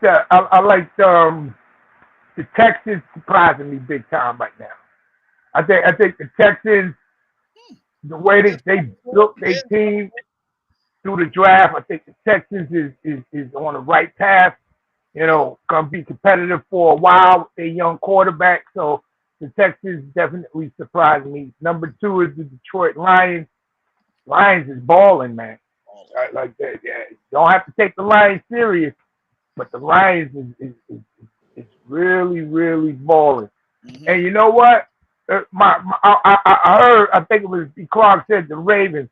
I wanna put the Ravens in there, Oh, there's but though. I'm gonna say this, and this might sound a little offbeat because they ain't really killing it, and their quarterback got hurt. But I think Cleveland, You and Rich. Y'all and hate I believe that the young kid from UCLA is gonna come in, and I don't see Dorian Thompson Robinson, I believe his name is. I don't see them really skipping a beat. So don't be surprised if Cleveland pulls one out because we all know Cleveland has a good defense. It's They not just PJ need to Walker. It's score gonna be defense. DTR at quarterback, Mark. That's from what I read. Okay. DTR. Okay. But hopefully, if because remember Walker still hurt. Walker was Oh, hurt. is he? Okay. Yeah. Got you. So DTR is the next man up. And DTR was efficient in preseason. He looked good in preseason. No, it's not preseason. I understand it's not preseason, but are you asking, could he run that offense to a victory? Yeah. Yeah. The one And with game that defense, he was definitely. real bad though. I remember him playing one game this year. He threw like 3 picks in that game that he did play. That he came in. I think defense wins championships. Offense rocks, but to me, defense is ultimately what's going to keep the other teams from scoring. And overall, I even though Cleveland's been a little hit and miss because it can be, I can always say a second choice, but to me, I like to watch Smash Mouth, you know. And I think Cleveland got the recipe for that, and they just missing, you know, their main star, their quarterback. But I don't think that's going to hinder them from winning. So that's just my opinion. Okay. All right, guys, get ready. Week 11. I need you to give me your breakdown on this game of your game this week. This week we done with week 10, and we done with who you blew out and all of that. We looking ahead. I don't know if y'all got actually somebody on the night right now. Baltimore on the night against the Bengals. I don't even know the score. 21-10. 21-10. 21-10, third quarter. Rich, check and see if do me a favor and let me know if Mitchell did good. If he did good this week, I'm starting him next week. I don't know. He keep getting numbers, so we'll see. Fantasy. Talking about the running back, right? We're gonna touch fantasy. Don't think it's gonna not happen. But B Clark, let me go to you first. Is Rich? Rich, you second. B Clark, you first. And then we'll figure out from there. B Clark, y'all got Carolina this week. You talked about it briefly. Carolina is not. They 1-8, but they not bums defensively. How you see this playing out? Give me if you don't mind, if you about that life, give me a score prediction and a breakdown. I'm gonna be real with you. We're gonna do the same thing to Carolina that we did to New York. Woo! Spicy. Guaranteed. I see a 45-point night. I see a 45-point night. Now their defense is decent, but the way if we get them down early. If we get them down early and they got to play to our pass rush, it's a 45-point night. I see 45. I'm gonna say 45-13. Good, jeez, y'all on fire like that. Gilmore going back to his old stomping grounds with the Carolina best years, but he going back. Okay. I mean, that's what I see. Our defense playing well. We coming out like I said. If we get out early, it's gonna be a long night. All right. I respect it. Thank you, sir. And he put Rich, and he was bold enough, Cello, to put a prediction out there. Rich, you next, sir. Your Raiders, man, y'all going against who y'all got this week again? You said it, the Dolphins. What you think? At Miami. At Miami. At Miami. But the good thing about Miami is a nice hot weather team, stadium. Fits right in well what we do. We just got to put Tua on his back. And I understand that he has a lot of speed all over the place. So more than likely we're gonna play zone, and just read to her. And me personally, I would blitz the middle linebackers in that A gap. Make Tua run to his left or right, especially his right, and let Max eat him up. So I would force him to his right, and because he's a left-hand quarterback, and let Max just do what he does. I'm not gonna give you no numbers because since I stopped falling for your trap, we've been on a winning streak, so I'm not falling for your trap no more. But a win is a win. I respect it. A win is a win, and I'm superstitious, so I'm not going to sit there and start breaking habits. You guys are trying to get me out of the flash. It's not happening. Same thing with predictions. It's not happening. So hey, I don't care if we win 1-0. I just want to get out of Miami with a win. That's it. But you got y'all predicted to win. That is documented. What you tell me? It could. With us, if we win, it's gonna come down to a field goal. If they win, it could get ugly. Who's gonna win? Y'all or them? I'm not. Right now. Who you got? Listen, this is the test that we all want to see. That's your team, man. Who gonna win? Who's not winning? The Vegas Raiders or the Mark? What's with the Savion Glover tap dancing right now? Come on, give me who you got winning. I don't need a prediction, but at least who you got winning. I got my Raiders winning. I just told you that. We're going to beat Kansas City and Miami. I told you that earlier. I heard a lot of ifs, though. No. I said we're going to beat Miami and Kansas City back-to-back, and then we're going to go on the bye. And then we're going to put our team on the map, and everybody going to talk about it. I said that, but Mike, sometimes you don't. I heard a lot of ifs just now, and it kind of changed that for me. So, all right, so you got y'all beat Miami and Miami. Weather will play a factor because it's equal for both of y'all. All right, I got it. Cello. Hey, before you go, and you ain't got what you say? B. Clark, my bad. Sorry to interrupt, man. Just let y'all know Joe Burrow got hurt, yo. That is Trey quarterback. Good. Good. Yeah. I ain't gonna celebrate. Mark, I ain't gonna celebrate his quarterback. That's what we do here. Horrible. Cello, talk to me about y'all upcoming game, man. Y'all don't have a bye, nothing, right? Have y'all had a bye? I feel like y'all haven't had a bye. Like, oh yeah, man, y'all got a bye this week. Y'all got command. Nah, I'll buy. Our bye comes after the Mike. One thing. Week 13 is our bye. Okay. Good Lord, y'all need that now, man. Go ahead, Mike. Real quick. Go ahead. Giants got to bye every week from here on out. I'm done with Rich. I'm bad. Agree. Go ahead, Cello. Y'all got the Commanders. Y'all usually kind of own the Commanders. Go ahead. What you think? Y'all go. DeVito can pull it out, man. Vito gonna get his first win in Washington. Jersey strong, baby. Don Bosco. He's gonna get his first win in Washington. He's gonna go to the post game, and he's gonna, be grateful for his first win. T. Gunner getting his first win in Washington. T. Gunner. Did you give him that name or somebody else gave him that name? Nah, he had that since high school. Look, let me just say. All cat. This is my last Giant comment, I promise. I did not like the way they try to disrespect this young man because he's staying home with his parents. I thought that was real trash, just so y'all know. And they was like blowing it up like, what? He still lives with his parents? And then I'm sitting there like, Mark, I'm like, yo, why they doing this on national television? Disrespectful, but I'm rooting for DeVito. I ain't clown. Pretty strong. Listen, that cat don't care. He like, man, money. I'm living over here with my parents in the same town that I played for my team for. 12-minute listen, drive, she does my like, laundry. Hey, listen, the cat. Listen, he good. He getting his money, getting his check. Man, let him do him. He's still young. He's still young. Listen, he's still young. Come on, man. We talking about the same guy that was down flipping burgers at McDonald's a couple weeks ago, man. Come on. Was he though? I don't remember. I don't know, man. I don't know, man. You want to do it, man? He won't do it, man. Come on, man. You know what? Him and Dak got in common? What?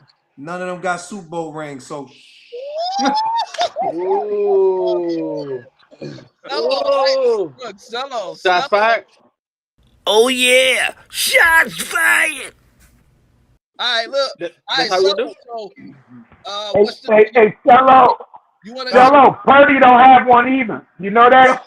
Purdy don't have one. Jalen Hurts don't have one. I can name about 30 other quarterbacks who don't have one. So I mean, I see the joke within it, but you know, and when we talking about all rings, remember the Niners is older than mine. So when you bring up all, and mine is old, his is it's copper by now. So you know, as long as we keeping it, like, Rich, as long as we Rich. keeping it even, that's all. At least we got some NFC chips. Hey, yo, am I allowed to help? Man, me. Hold on. I gotta get Cello. Hey, Cello. So hold on, Mark. Cello. So you got DeVito getting his first win. Yes. You want to give me a score, or you ain't about that life like that?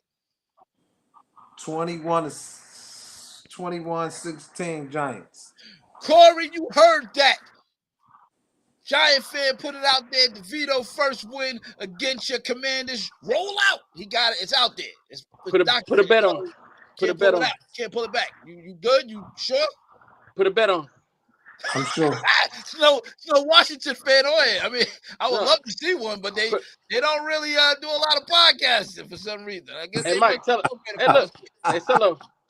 Put a bet on. Who we gonna bet? Find a Commander fan. Where they at? What's up? No, bet me. You ain't DeVito will not win a game. Put a bet on Cello. if there's any game he can win, it'll be this one. They kind of got Washington's number, man. So I wouldn't be surprised at all. At all. Last week against at the end when they finally let him loose. Giants got to let him loose and stop restricting the young man. He can run, at least let him run. He can use his feet to get some first downs. Let that man play.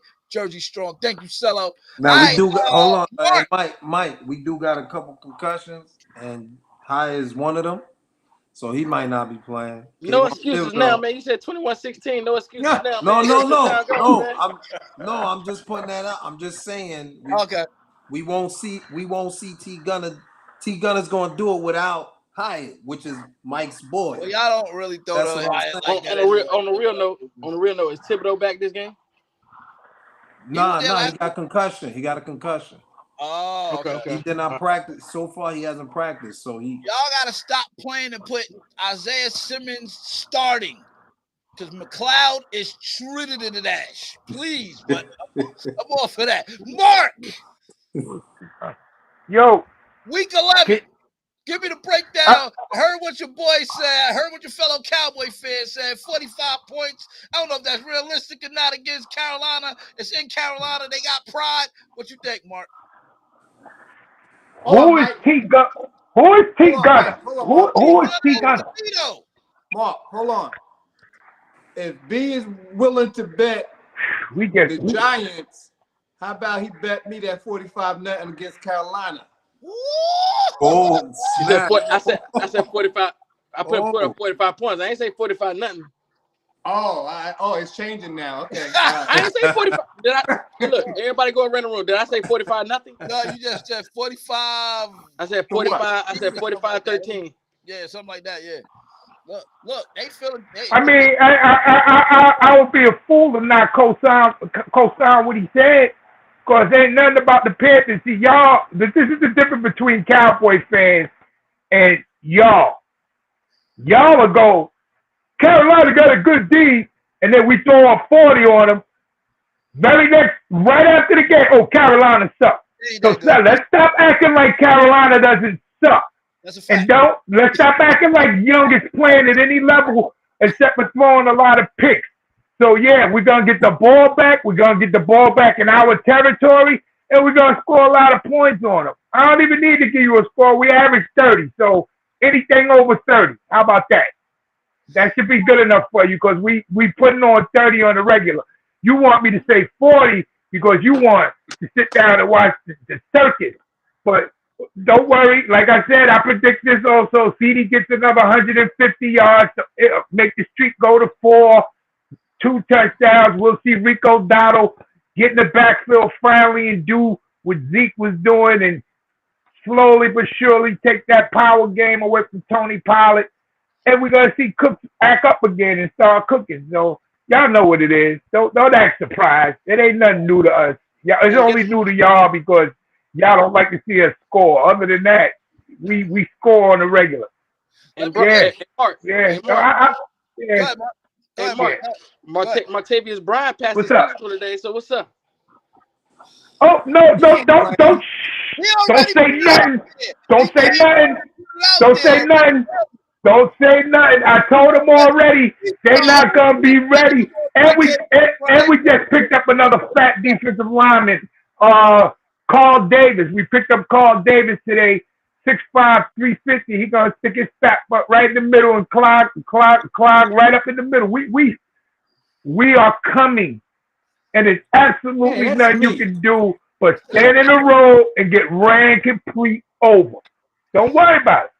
Don't worry about it. And Cello, just so you know, Cello, it means so much more to me that you can come on and rep your boys, whether you win or you lose, Yeah. than to not be here and not rep your boys, whether you win or you lose. So, Of course, man. salute to you, dog. I'd rather sit here and, you know what, we do this back and forth, so then when my time comes, I'm going to respect you doing it. And everybody else, I'm not going to respect that. You know what I'm saying? But you are here. You've been taking the blunt every week, repping your boys. So salute to you, son.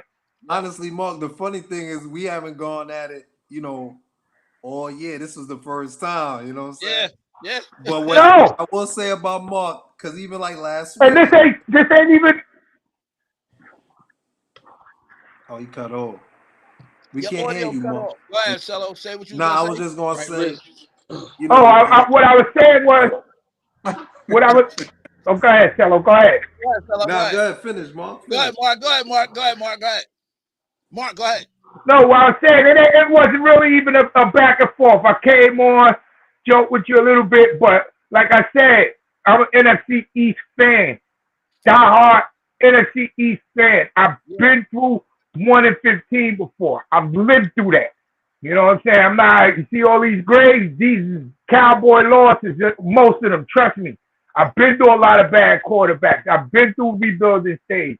And sometimes that's what you need to do is clean house, let the ball and your new second year GM bring in their own dudes like they did in Buffalo. And then within a year's time, because you only got to tweak the defense. It ain't like the defense is bad. You struck goal on 2 rookies in Thibodeau and Banks. You feel what I'm saying? McFadden, he be balling when he healthy. You still got Lawrence, so you got pieces.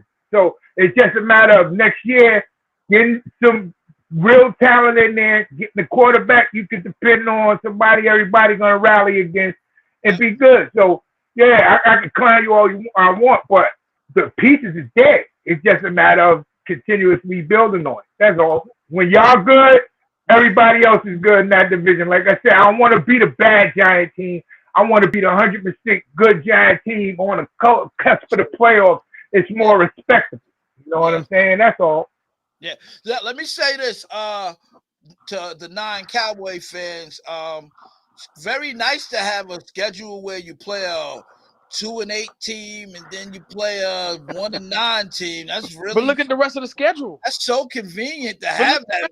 I wish we had that luxury of playing a Giants right now or a Carolina. Mike, you went 0-3. You went 0-3 against teams with not a better record than yours. How you saying that when the teams you should have beat you 3 times straight? But Mark, you beat us. That's what he said. He ran out of oxygen after that and drowned for 3 games and needed a box.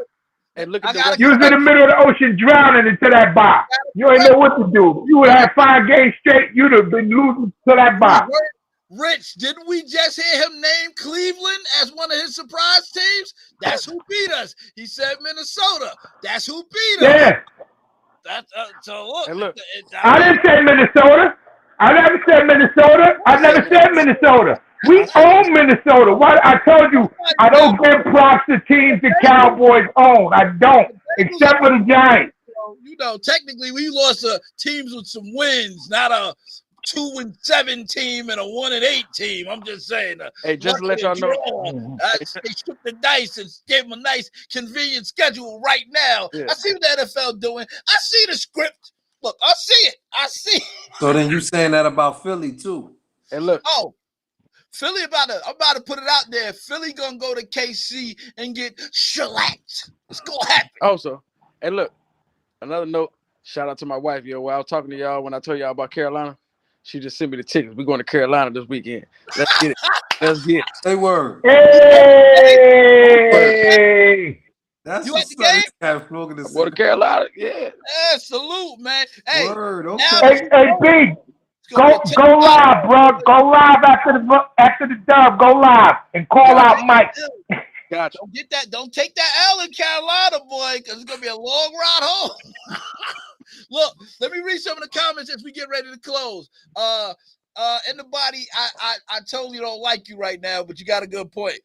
Purdy has a roommate, so Mike can't talk. You right? He got a roommate, but he gonna get his money next year. He get his money.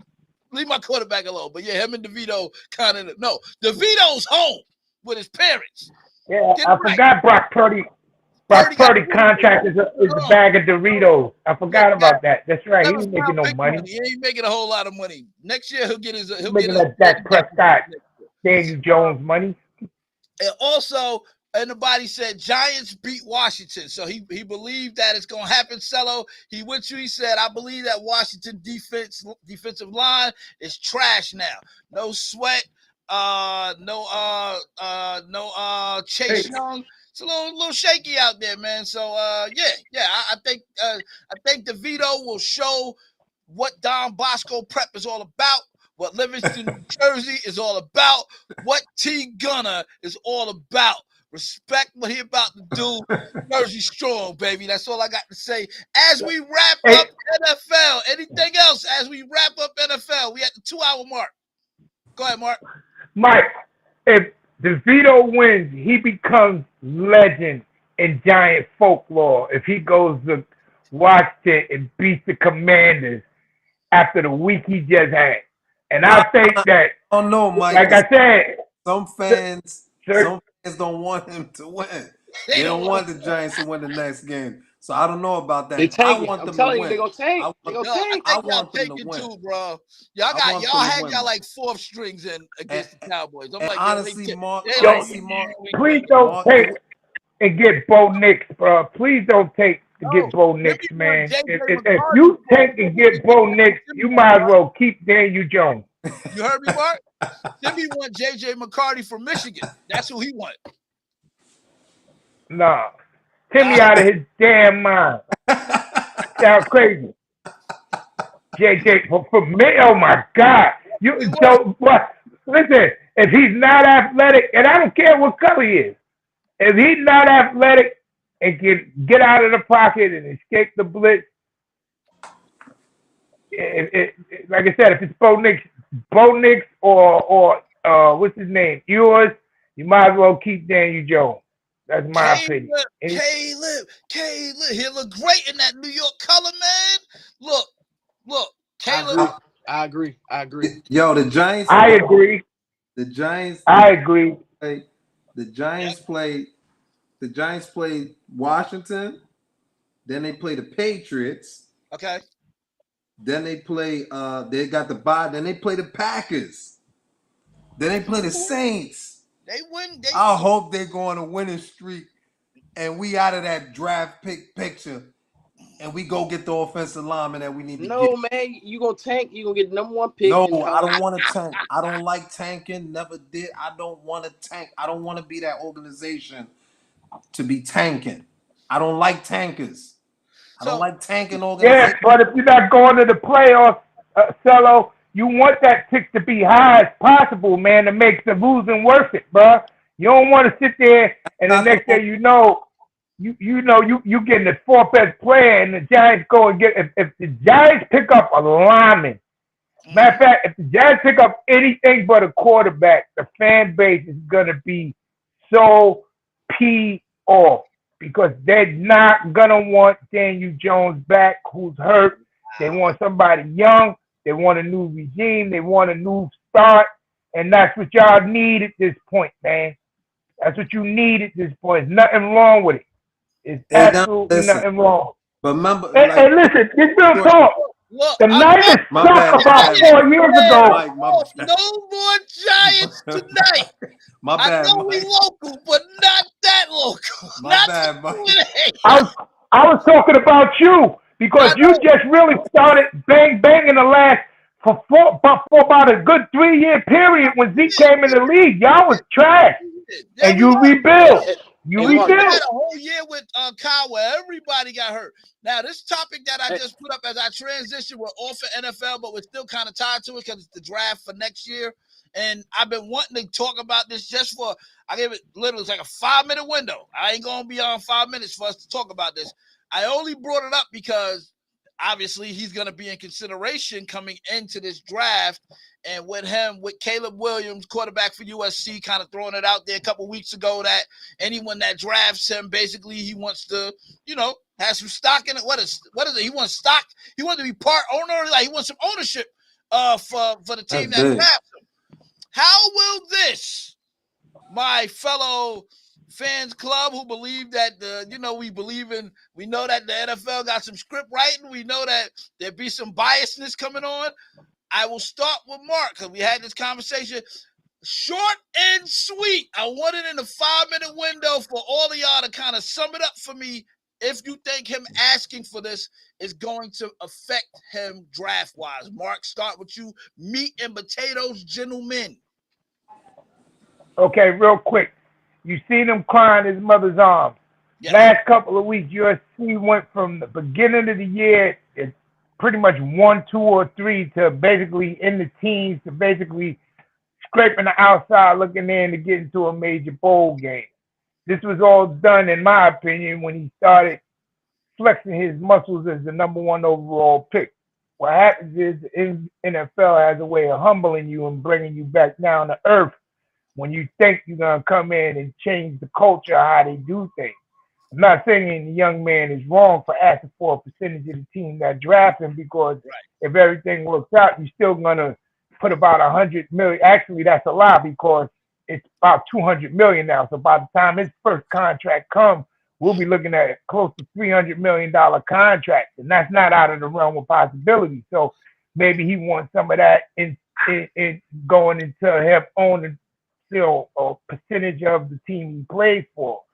But, maybe Tom Brady can get that, which he's doing with the Raiders, you know what I'm saying? And other guys could get that who paid their dues, but as a rookie to come in and ask for that and tell them, I only want to go to the Giants, the Cowboys, San Fran, like you kind of handpicking your team. So I think, him crying in my opinion, him crying in his mom's arms wasn't just because of that loss, because his stock dropped. And you're going to see, and take me on this right now. You heard it from me. Documented. You're going to hear him get poked and prodded. And by the time the draft come around, he'll be like the 3rd best quarterback when in actuality, he is the best quarterback. What? You'll see years ago before him, Bo Nix will probably end up winning the Heisman. And then you'll hear he can't read defenses, or you'll hear something about, their offensive line gave him 7 seconds he had all day to throw. It's going to be so many knocks on him, the same way they did Lamar. So it's watch how things unfold for a young man, and then you understand why he's crying in his mom's arms, because he know they after him, man. They after him. You can't go from. That's a great take. I'm sorry, you can't go from blowing teams out like USC was. So all of a sudden, his defense can't cover anybody. You know what I'm saying? I saw the Colorado game and was extremely surprised that Colorado was neck and neck with, that USC team. And at the beginning of the year, I forgot his name. I know his first name is Zachariah or Zachary, the wide receiver. He looked like a Heisman candidate for freshman.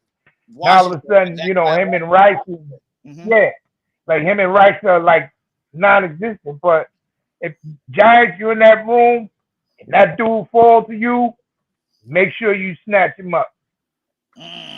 Keep that name on your list, Cello. Caleb Williams, potentially, y'all gonna be talked about. He'll be linked to you potentially, unless what Mark said happens, where he hurt his draft stock with asking for partial ownership. All right, let me go to Rich. Thank you, Mark. Great They analysis. still got to bring him in the building, though, Mick. They still gonna have to bring him. They still gonna have to bring him in the building to interview him. So That's Yo, if this take that you just said happens, man, listen, I'm watching this with a very fine-tooth comb. Go ahead, Rich. What's your take on him? If you care to elaborate at all, or what's your take? That would never happen. There's a rule that's in the NFL that no player could be partial owner and still play. If he intends to play, and I only heard of this rule because of Tom Brady, because Tom Brady was still trying to be a player for the Raiders. So they was letting him know that you can either play or be partial owner, certain percentage owner. But if you are owner, you can't play. So that's an NFL rule, and they're not changing that for nobody. Got you. So he could talk all the talk that he wants, but he would never be an owner as long as he's playing. The only time that he could become an owner or a certain percentage of a team, if when his career stops, and even if it stops and he tries to come back, it ain't happening. They would strip ownership from him. So that's an NFL rule, and nobody changing, especially a rookie. There's a reason why the rookie pay scale went down, and it went to the to all the veterans. All that money, the boatload of money, went to veteran players. Because they was just tired of putting all this money into all these rookies, and they never pan out. From getting ATL running backs and quarterbacks and all this stuff. Even Russell Wilson. Russell for the Raiders, quarterback. He messed up the whole thing being number one. I wasn't studying his playbook. So he messed that whole thing up.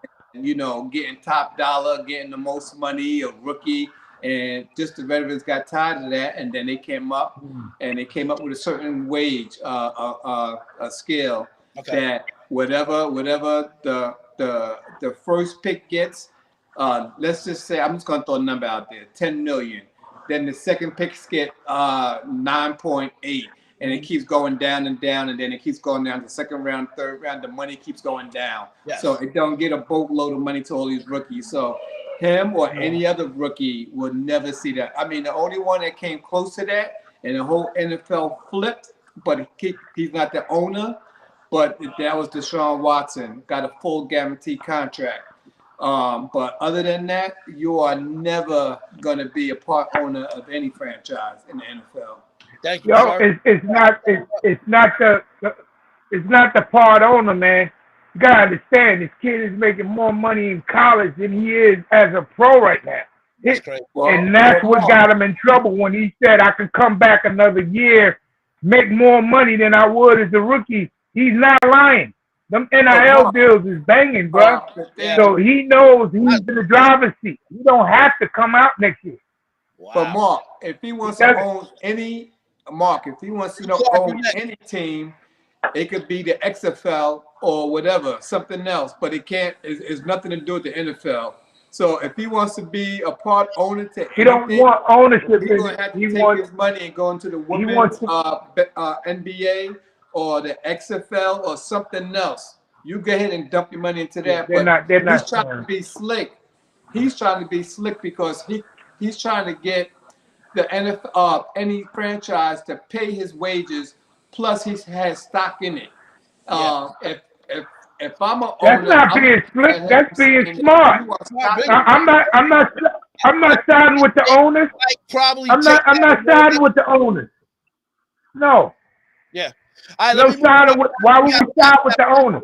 We got to wrap soon. Thank y'all for y'all takes on that. I want to make sure we stay within the time. I gave it a certain window for that. B. Clark, anything to touch on this as I transition to the next thing as we close out? Go ahead, sir. Definitely, man. On another note, you said you had Mitchell, right, on your bench? I do. You going to be mad when you get off here. Another thing. So that one. I know it. even if that wasn't a rule, man. Come on, dog. You're not LeBron. You're not none of these guys, man. If he just does not recant his statement, I wouldn't be. We say Caleb Williams is a good quarterback, but what owner gonna do that? Like, you might mess around and not even get drafted. See? Like, you know what I'm saying? You might like if you don't recant your statement and go back and correct that, you might not get drafted at all in all 6 rounds at all. You think the NFL? No, he might get drafted. I don't think it'll be the first. If he fall out the first, he expendable. Yeah, you're right. If he fall out the first, he expendable. Yeah, right. He is expendable quarterback. Now Caleb Williams is a good quarterback, but Caleb Williams is not. He's not coming out like a Jalen Hurts or like Jalen Hurts came out or Tua, where he came out. Caleb Williams is not that type of guy. So I don't know who's in his ear to make him say that type of stuff. Somebody has to be in his ear. Somebody got to be in his ear. You think they should take that? They should rescind that. And His dad. He has to. It was his dad. If he does not do that, that's gonna hurt his draft stock.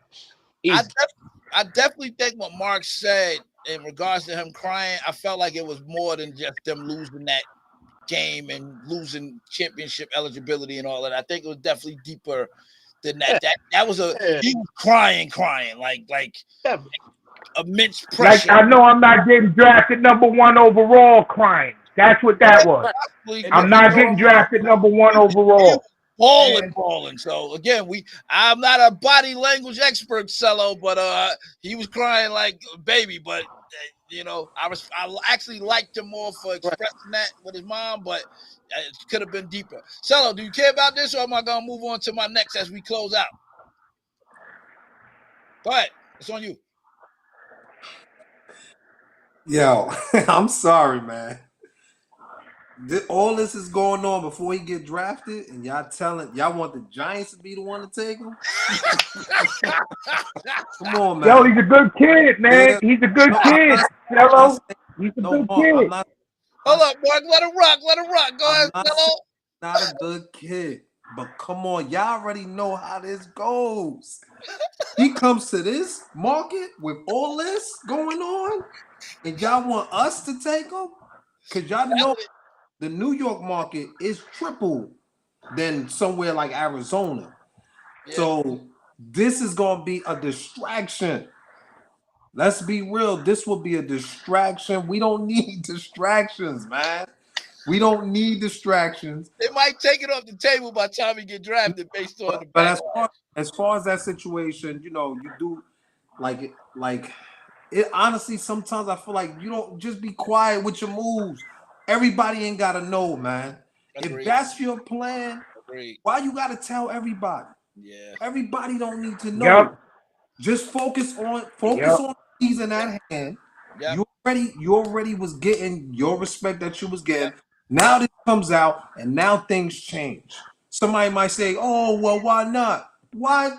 What's wrong with doing stuff silently and build it? Everybody don't gotta know, and you ain't gotta bring everybody with what the plans that you have that you're doing." That's when you start messing up, because now sometimes you let's be honest, man. You like to brag. This sometimes you like to brag about this type of move because you're like, man, I could be the first one to ever do this. No, you could have been. Maybe you could have pulled it off. Maybe you know stuff that we don't know. Why you gonna put this out in the open? Why you couldn't do this quietly and build up what you got to build up? Because this is what I would say too. Mm-hmm. Sometimes, like I look at different sides, and one side I look at it as like, I hope this dude is not gonna be the type of dude that always gonna want the attention on him. Mm-hmm. You know what I'm saying? I don't know the dude personally, right? But come on, let's be real. Egos, you getting all this love, you start getting prideful, But I just feel like, why you had to put this out in public? I respect it. I would have respected if nobody needed to know, only your close people. Don't tell nobody that gonna put it out there. Keep your moves and make the moves you gotta make silently. I think he shouldn't have put this out in the public, man. You was already having a good season. Yeah. You was Ready? Everybody project you to be number one pick. Number one, no Why doubt. put this distraction on you out there? Good Maybe point. that's why he was crying. Maybe he was like, Dad, maybe I shouldn't have put it. That's true too. That is true. That is true. Thank you, Cello. Great analysis, Mark. Real quick, I'm done with this topic and I'm off it. Go ahead, sir. Yo, This the only risk I think you run, Cello. Just say hypothetically, he comes out, he gets bad mouth, they push him as the third to the fourth quarterback.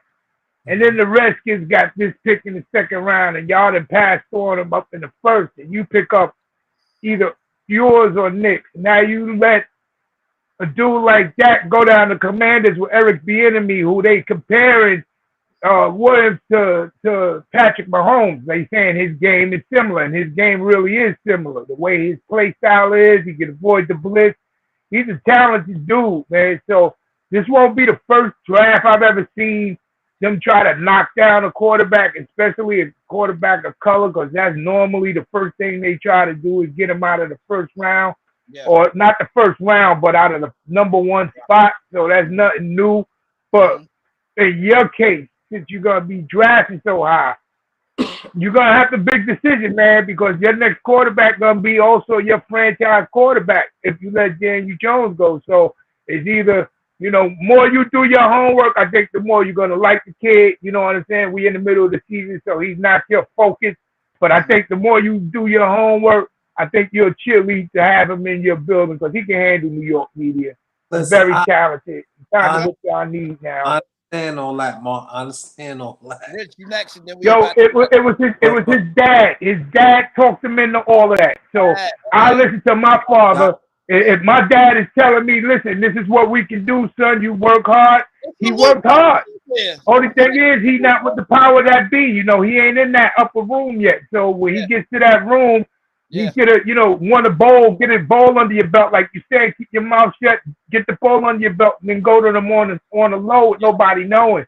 But as for his talent, you'll be straight. You wouldn't be disappointed if you draft him, man. He's not a cocky dude. He's a team player. And he got a lot of raw talent, man. So that's it, Nick. Thank you.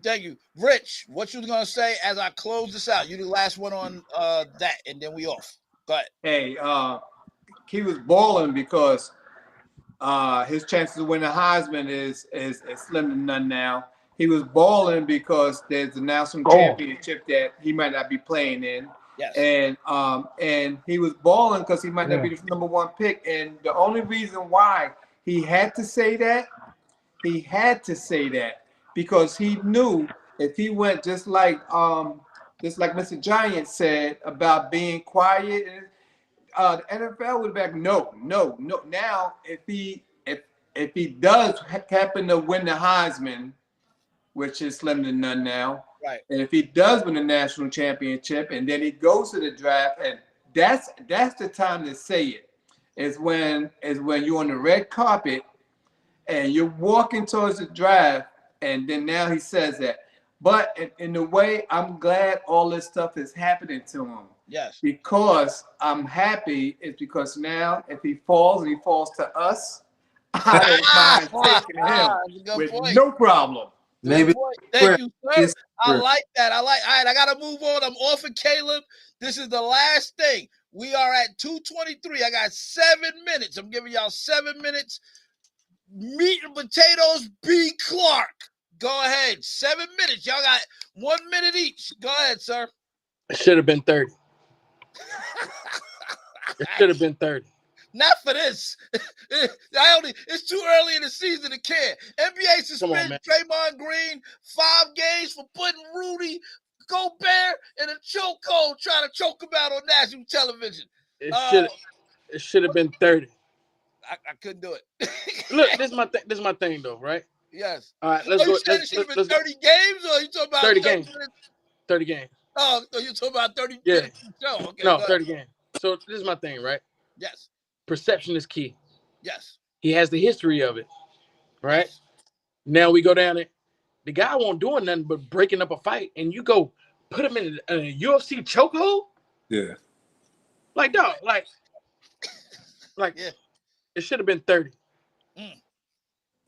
You give them five games for business because they want more views because they know if they get Draymond Green on the court with Golden State Warriors, there's gonna be more tickets sold and more people watching the game. It should have been 30. That's all I gotta say about that. It pissed me off about that. It should have been 30. Yeah, man. So let me ask you this, B. Clark. So do you feel like the NBA is getting soft, or is he out of control? I think a little bit of I think a little bit of both. And Wow. and the reason I say that is, you know what I mean? They're scared to take hits in the ticket office, right? If a player comes out and does something like that, like that was almost, I'm not gonna compare it to it, but that was almost like Malice in the Palace type thing, like putting people in chokeholds and stuff like that.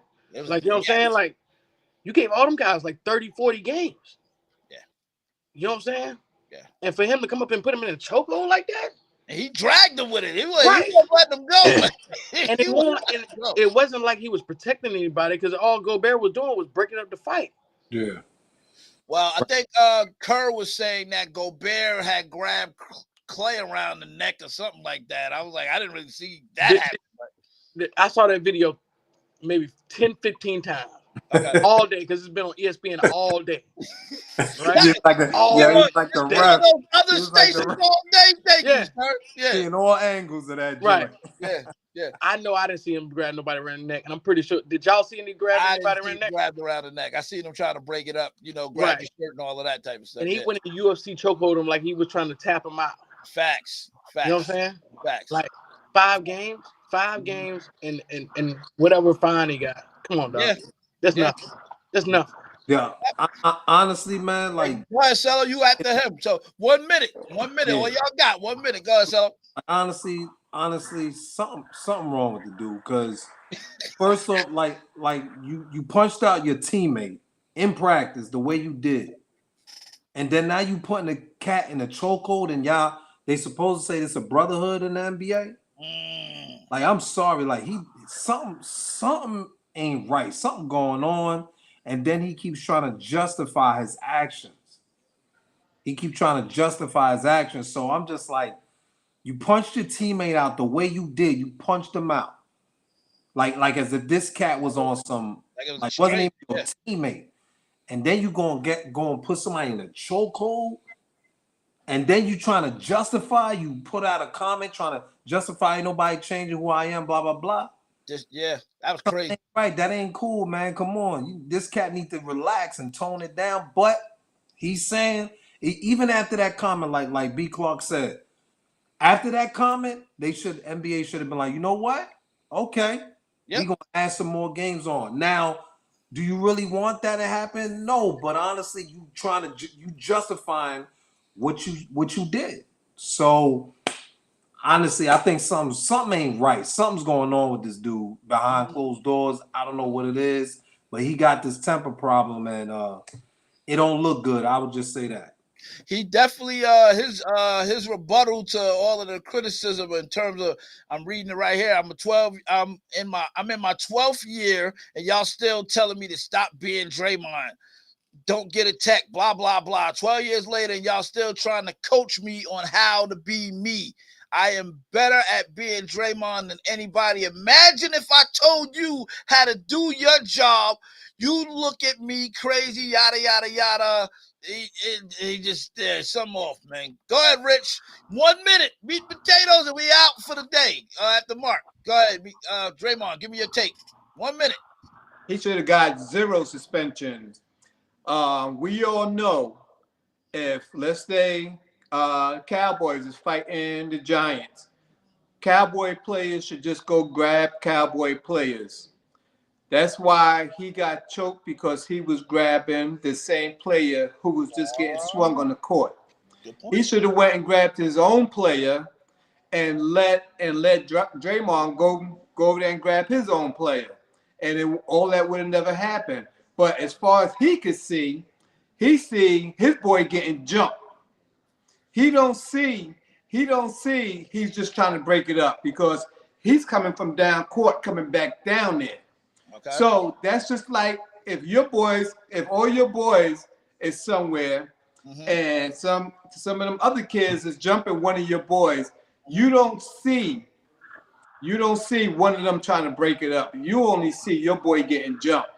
So you're just gonna come in there, just come in the crowd doing whatever you got to do to break it. I mean, be whatever you got to do. But this ain't street though, man. I know, but the thing about it is that's a great angle though. That's what all these players see is color uniforms and all that. So Grab the your own referees, flag. Keep your hands in the refs, nobody and else. like that's why in the NFL, as soon as a fight's about to break out, those refs run right between them real fast and start pushing them players. That's what the NBA should do. Stop looking at all that nonsense and blowing the whistle all the time and run between the players and break it up. Heck no, I ain't doing that as a ref. They little I'm gonna tell you big something. dudes. I don't know if little referees will be in the middle of that with elbows. Somebody try to hit me on purpose. As a basketball referee though, right? And I'm high school, college, right? They NBA. We all talk the same thing. Mark, If a fight break out, we train to get out the way. You know what I mean? You get out the way. You train to get out the way.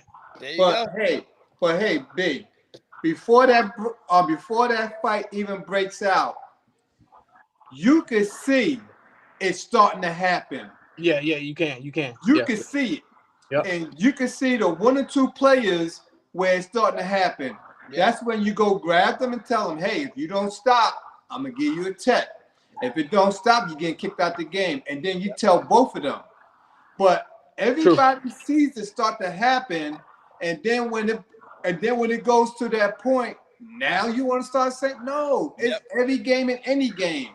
You see it. People on TV see it. It's like, it's about to happen. It's just rising. Yeah, it escalated quick. I'll tell you that much.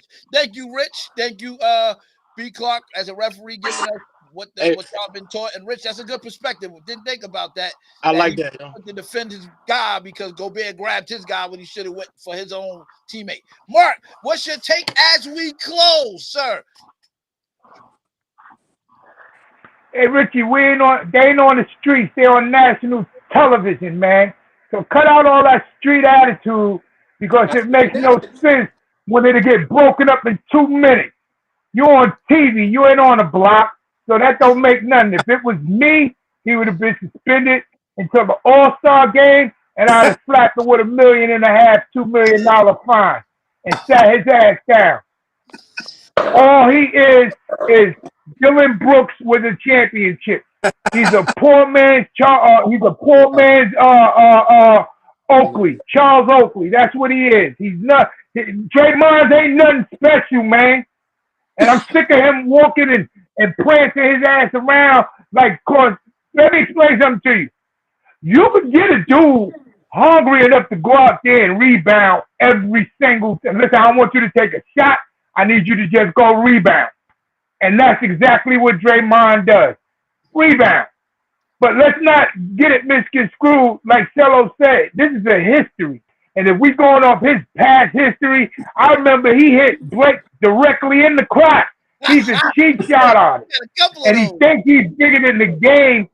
Yeah, listen, if I'm Rudy Gobert, the very next game we play, the very next layup he goes to, I'm elbowing him directly in his mouth to try to knock some of his teeth out.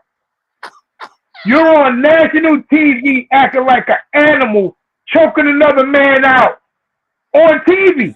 Let me explain something to you. On TV, being in front of 60,000 fans, probably the commissioner most likely because it's a big game.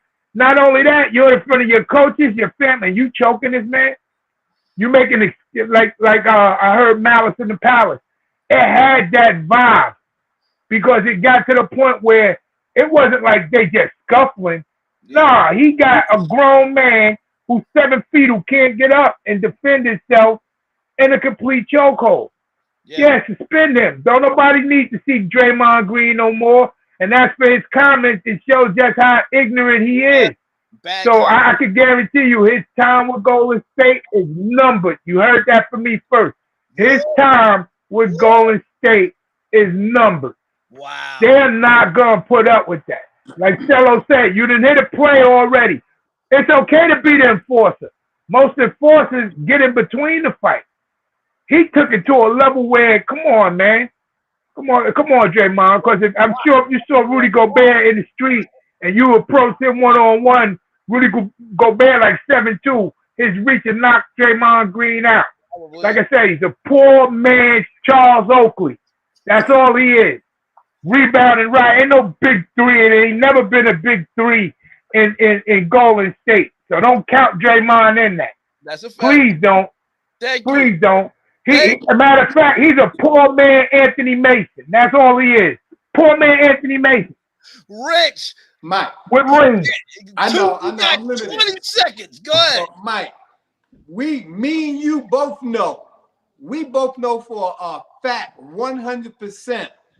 If Mark was on our team, any sport. Come on, man. Not on TV. My mama watching. Right? You don't think that Mark would be like come on, man.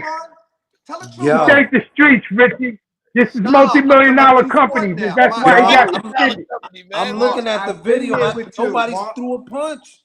But Yeah, Mark, I've been there. Mark. Punches were thrown, just shirts ripped, and a bunch of tussling until it. UFC started. Yo, Richie, it's not the streets, Richie. It's But the Mark, NBA. He's I a millionaire. I will say He's a millionaire. because if it He's went, a millionaire, I Richie. was hoping that I cat. get Mark. I was hoping that I Carl get that. would, kind of retaliate for his boy, but he didn't. I mean, I guess he didn't want to get suspended either. But if I see my boy getting choked out, I might have gone behind Draymond and choked him out. I mean, when you look at the video, like none of them threw punches. It wasn't until Draymond came, he escalated the situation. It went to 10. And put him straight. Because remember, you putting someone in a chokehold. That's a whole other level. Right No, because he's trying to look cool. He trying to look cool, Cello. He wants to look like he's the enforcer. Average 20 a game, man, and they will respect your game.